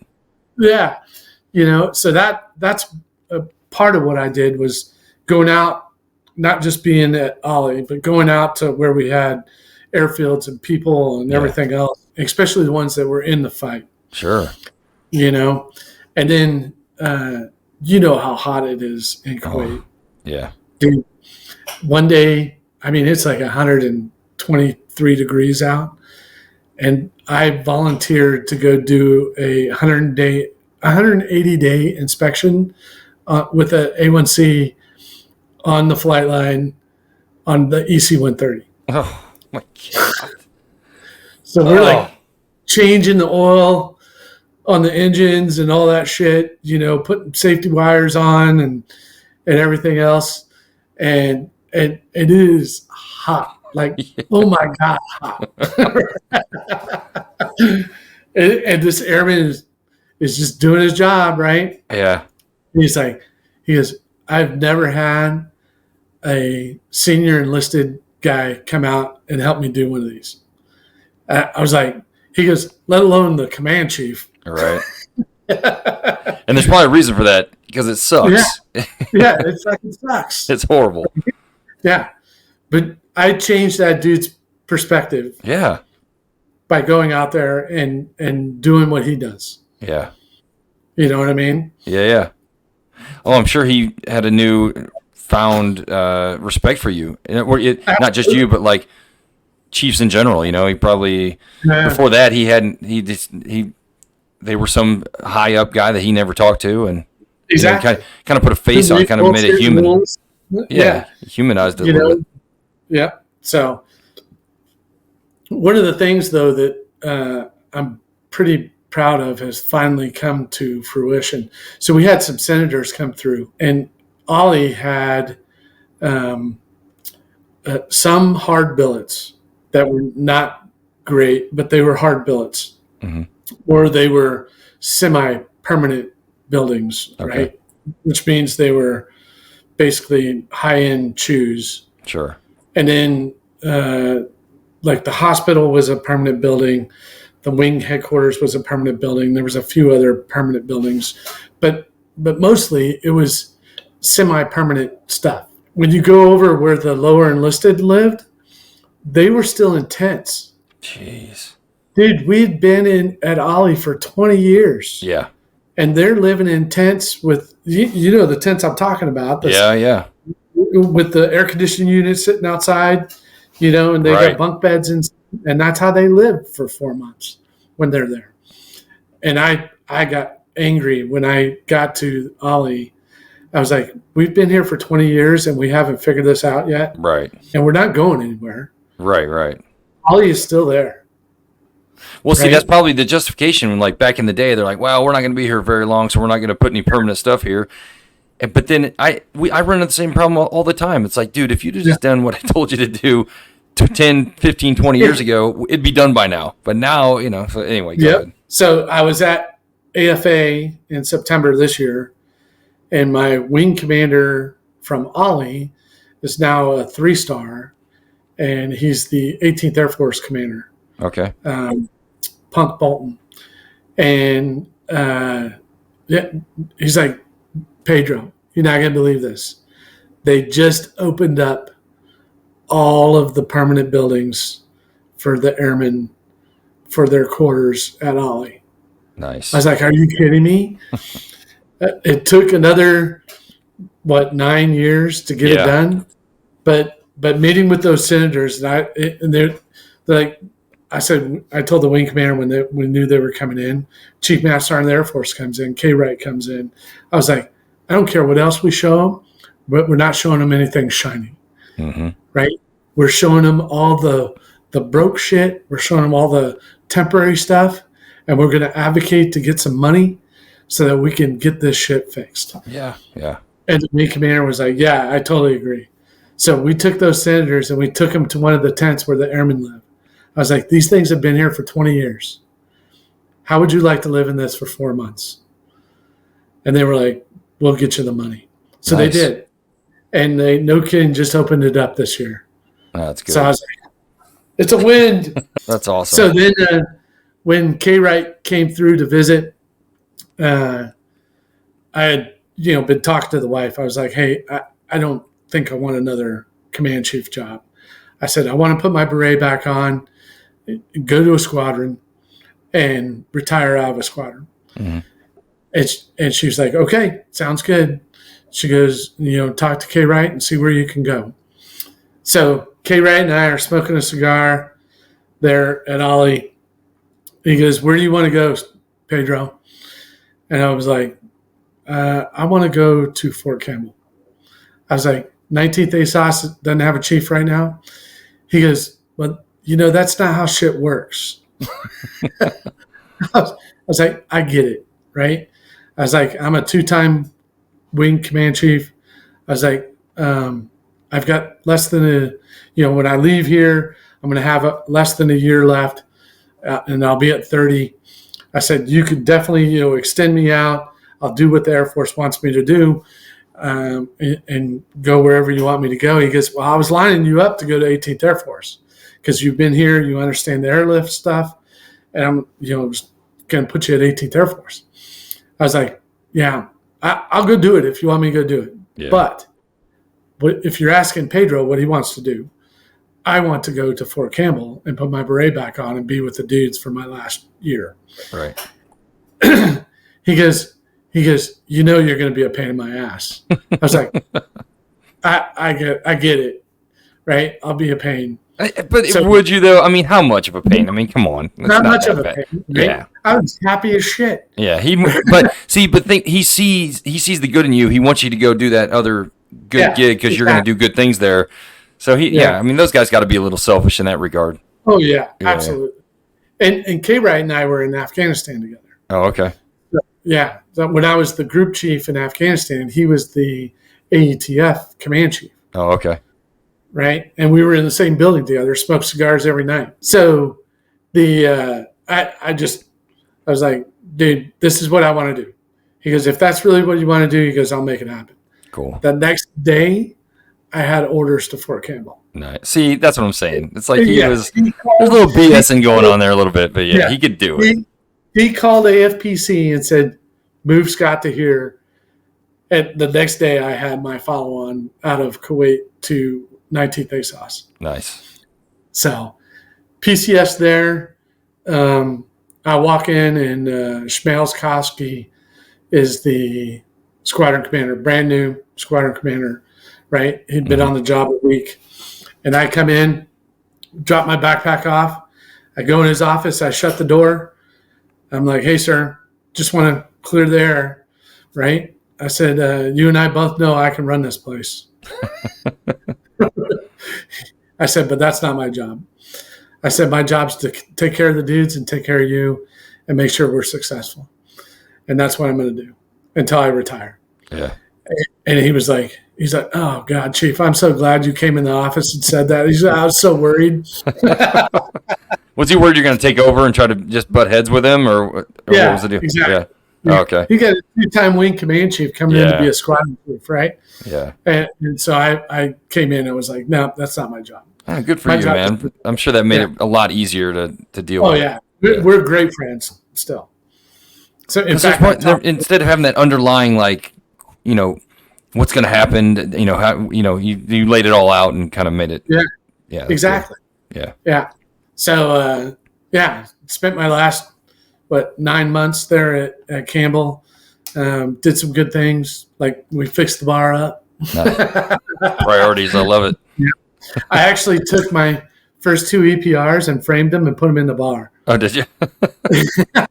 The one from a 2 to a 4, the one that said this airman's not compatible with service, to this is the airman you take to war. That's good though, because it shows airmen that you can make mistakes, like you can screw up, and as long as you don't give up, or you can come back from some catastrophe. From adversity, right? Yeah. So the Shmails would make me on Fridays. We'd turn the light on, open up the bar, and in the afternoon on Fridays, and then he would make everybody come to the bar, and then Chief had to tell a story. Right? It didn't matter what it was about, but as long as Chief told a story, because he's like, dude, you've got so much history. Yeah. He's like, you got to pass it on to these young guys so they know it. Right. Right. You got to pass this along. Yeah. So every Friday I would tell a story. We'd all grab a drink and tell a story. Nice. And it was awesome. Yeah. So anyway, I retired in 2018. My plan was to not do anything. Right. I'm a retired 30-year chief. Yeah. I was making plenty of money on retirement. Sure. So and got my disability stuff. Right. So I ended up getting 100%. Nice. Right? And I was like, yeah, I'm not doing shit. Right. That lasted 2 weeks before my wife punched me in my face. It said, go get a job. Go do anything. Just get out of here. Yeah, just whatever. Go do something. Right. So I was like, fine, I'll go get a job. So I went on LinkedIn and I just clicked the button that said open to work. And the next day I got a phone call from a small company that provides CETA contractors to AFL-CMC, going, dude, we have a job for you if you're interested. And I was like, what's the job? And it's a program manager at Wright Pat at the Air Force Special Warfare Program Office. Okay. I was like, well, that doesn't sound too bad. I was like, what does it pay? And they told me what it pays, right? And I was like, well, yeah, that's perfect, right? I don't need a lot of money. I was going to say, not like you need a ton of money. Yeah, I'm good, right? So I told the wife, and she put in for the chief of the MPF, because that's a civilian position. She does HR. Oh, okay. And she got the job, right? So we moved to Dayton. Nice. And so she was the wing chief of personnel, and I had that program manager job. But the funny thing is, before I moved up there, before I even started the job, the COO of the company called me up. He's like, dude, he goes, you're not going to believe this. I was like, what? Am I freaking fired already? He starts laughing. He goes, no. He goes, I have to give you a raise. I was like, what? He goes, yeah. He goes, we sent your resume over to the program office, and they're so excited that they gave you a promotion already, and I have to give you a raise. Cool. Yeah. I was like, are you shitting me? I was like, how much? And he told me. I was like, holy shit. I was like, you do realize I haven't even started yet. Right. Yeah. So went there. So we got there 2018. In 2000, so September of 2019, the wife put in for chief of HR for the Region 1 of the Forest Service in Montana. Because we'd always talked about moving to Montana when I retired. And she got the job. And I was like, well, holy shit. I said, I'm going to go in and talk to the colonel and see if he'll let me work remote for the program office out of Montana. So I did. I went in and I was like, hey, sir, I think I'm value added. I think I'm doing what you need me to do. Here's my wife got this job in Montana. I'm going to move to Montana. I would like to be a program manager still at the Special Warfare Program Office, but I'd like to do it remotely 100% from Montana. And he goes, we've never done that before. I was like, okay, what do we need to do to make it happen? I mean, like, if you agree that I'm good enough to go through the process of modding the contract to allow me to work remote, then, what do we need to do? And so we modified the contract to allow me to go move to Montana to work remote right before COVID. Yeah. Oh, right perfect. Right. So we moved up over Christmas of 2019, and that modification of the contract that allowed me to work remote, all of AFL-CMC took that to kick everybody out of the office during COVID. And they kicked everybody out of the office. He goes, Scott, I just wanted to thank you. He goes, you made me look good. Oh, yeah, I'm sure he took full credit for that. Yeah. He goes, we were the first division within AFL-CMC that were able to kick everybody out of the office legally and have them fall under the contract correctly. Yeah. So moved up here end of 2019. I worked for that program office for another year. And then I don't know if you know Ed Priest. Do you know Ed Priest? Yeah. Yep. I've met him a couple times. Yep. Used to be at 24th. Yeah, at 24th. So he called me up out of the blue one day. He's like, hey, Pedro. He goes, I got a job for you. I was like, no shit. What is it? And so he told me, he goes, I'm a consultant for SNC, and they have a job for business development on the tracks team. I was like, oh, awesome. Tell me about it. So he tells me all about it. And I was like, well, what's the salary range? I was like, holy shit, that's a big jump. Right. Yeah. I said, yeah, I'm in. So next day, the director of the business development for tracks calls me up. He goes, are you willing to travel? I was like, yep, willing to travel. He goes, okay, you're hired. You should get something in your email for a job offer. So that's awesome. Next day, I got an email, and a week later, I was hired on to be business development for tracks for the Air Force portfolio for SNC. So that's awesome. I've been doing it now almost 4 years. Nice. Yeah. So see that I was going to say something before, and this kind of goes along with that. Guys need to remember when they're in the military, you try to get as many qualifications and try to do as much as possible, because yeah, you may think when you get out you're not going to do anything at all, or you're going to do something completely different, but sometimes you aren't. And if you have those qualifications, like they almost have to give you more money based on college or, experience or whatever else. So it always behooves you, if to do more than you normally would think you should do. Do you agree with that, or would you? Yeah. Yeah, absolutely. I mean, I kind of lucked into it, right? But then when I first moved to Germany, when I was a young airman, and I changed my mindset that I'm not here to party and this is not college. I need to get my shit together if I wanted to stay in the Air Force and make a career out of it. That to do everything every opportunity that I could get my hands on and take care of it. Yeah. So, yeah. I mean, it pays dividends when you get out. And like I said, we don't have the foresight to see where you and I are now, or our peers are, so we that's just prepare for everything. I mean, really, if that's for lack of a better set of guidance, but like get your degree, get a master's, take those command positions, to do all you can.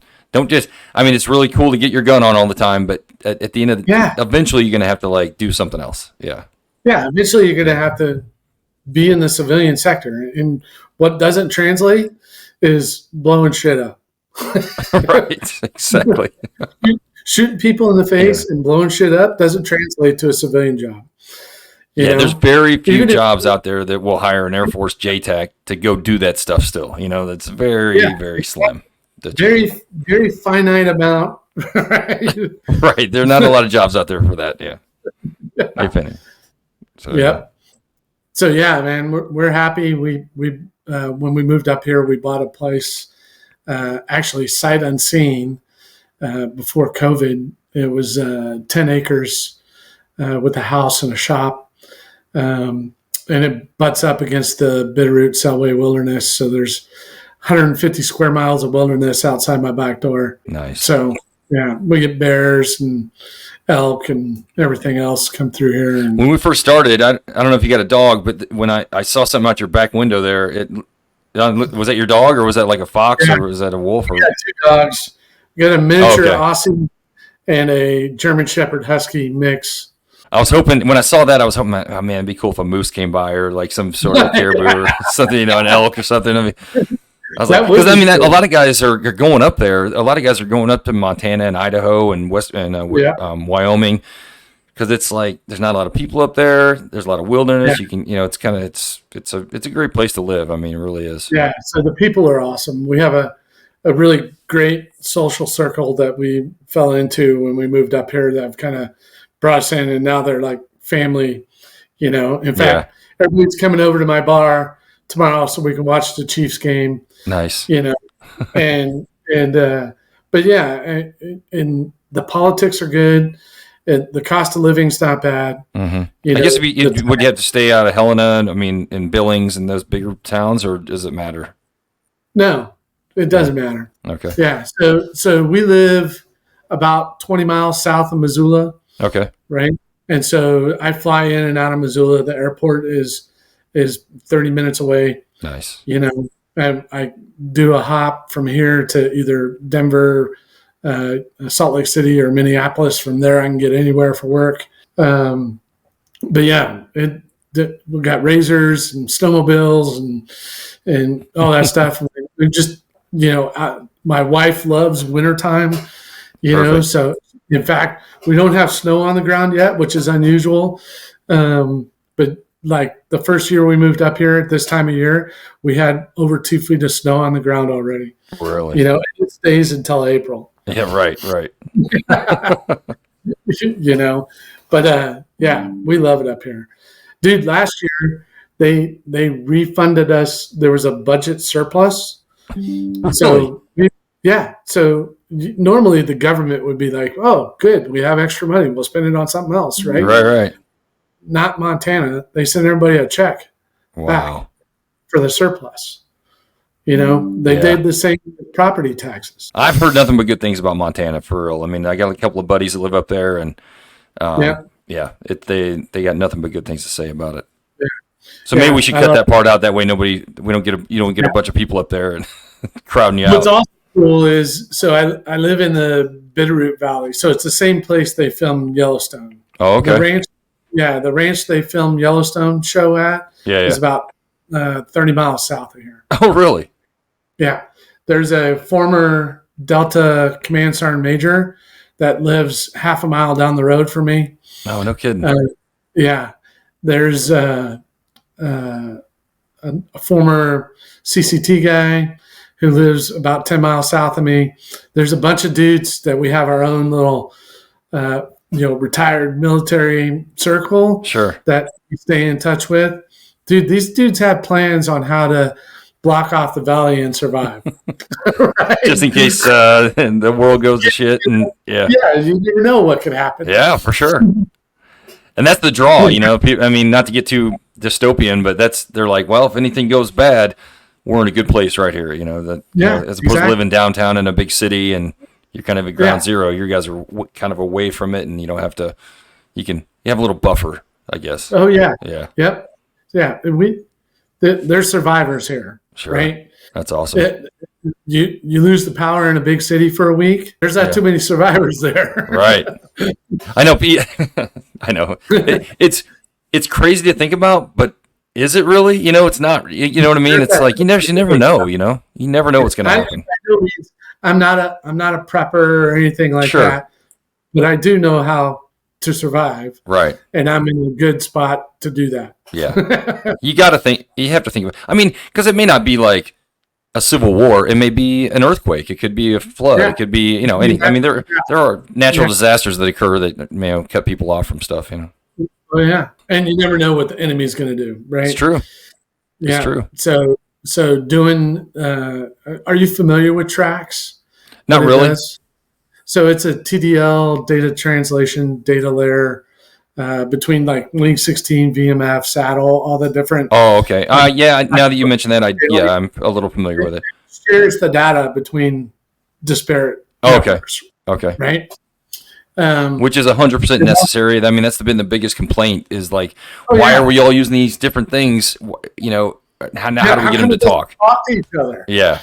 Frustrating. Yeah. So it's software that sits in the middle that builds that data layer. Oh, it's awesome. Right. Yeah. So the reason I bring that up is I still have my TS. I still get insight into what's going on. Mm-hmm. There's a lot of things going on that are outside of our control, right? That our frenemies are working against us on. Oh yeah, right. There's a lot of people out there that would not like nothing more than to see the U.S. fall, absolutely, or eat themselves, or not be who we are, not have the influence that we have. So yeah, absolutely. So yeah, that kind of drives living here as well, right? Yeah, that's a good place. So pretty safe place. Yeah, for sure. So, but yeah, man, that's Pedro. This is great. I can't thank you enough for doing this, man. I really appreciate you taking the time to sit down and telling these stories. I mean, like I said, you and I have interacted. We know each other, but like I said, you don't. There's holes in stories that you filled in today. That I appreciate it. I mean, this is really great. This is awesome. Yeah, this is awesome. I appreciate you having me on too. Oh, right? 100%. So this is like the first time that I've sat down and gone through a story like that. Oh, right. Like good. Tell the whole from beginning to end. And I'm sure there's things that I left out, but to go through the whole chronological thing, right, of what makes me right now. Yeah. Because my military service is absolutely what makes me right now. Sure.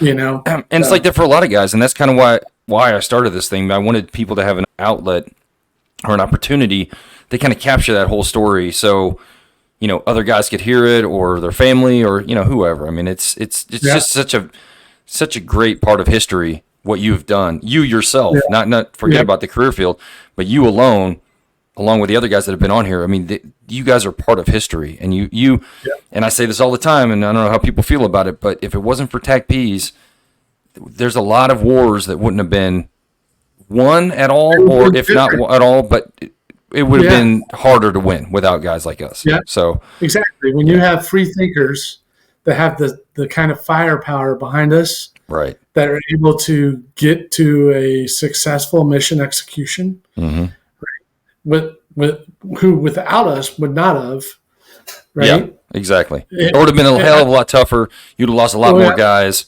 You know, it would have been, it's just, I just think people should know the kind of value and the kind of effort and the kind of things that guys like you have done. I mean, I think it's important for people to know that. Yeah. I mean, you guys are heroes. I mean, it's really, and it's not, that's not hyperbole. I'm not saying that to overemphasize it. It's the truth. Hey, have you seen Ethan Brown's new book? I have not yet. I want to though. Yeah, I want to read that. Yeah. Did you have any input on that? Oh yeah, okay. I'm in it. Okay, right on. Good deal. So he's got like 3 of them though, and it's like there's like a series, isn't it, or something? The first one's out. Visual friendly tally target. Okay. So I'm in that one. So Zach and Tommy Case. Okay. Right.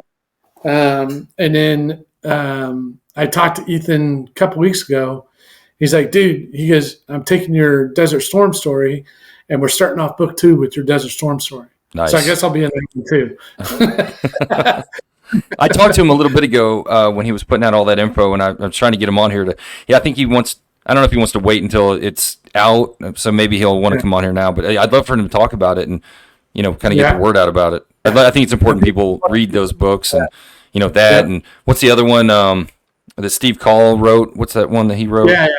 Yeah. Danger Close or something like that. Yeah. Yeah, Danger Close. Yeah, I'd love to have him on too, just to talk about that book, if not everything else.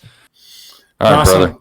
Well, thanks again for coming on, man. I really appreciate it. This is awesome. No problem. I appreciate you having me on, dude. For sure. All right, brother. All right, man. Thank you. I appreciate it. Yeah.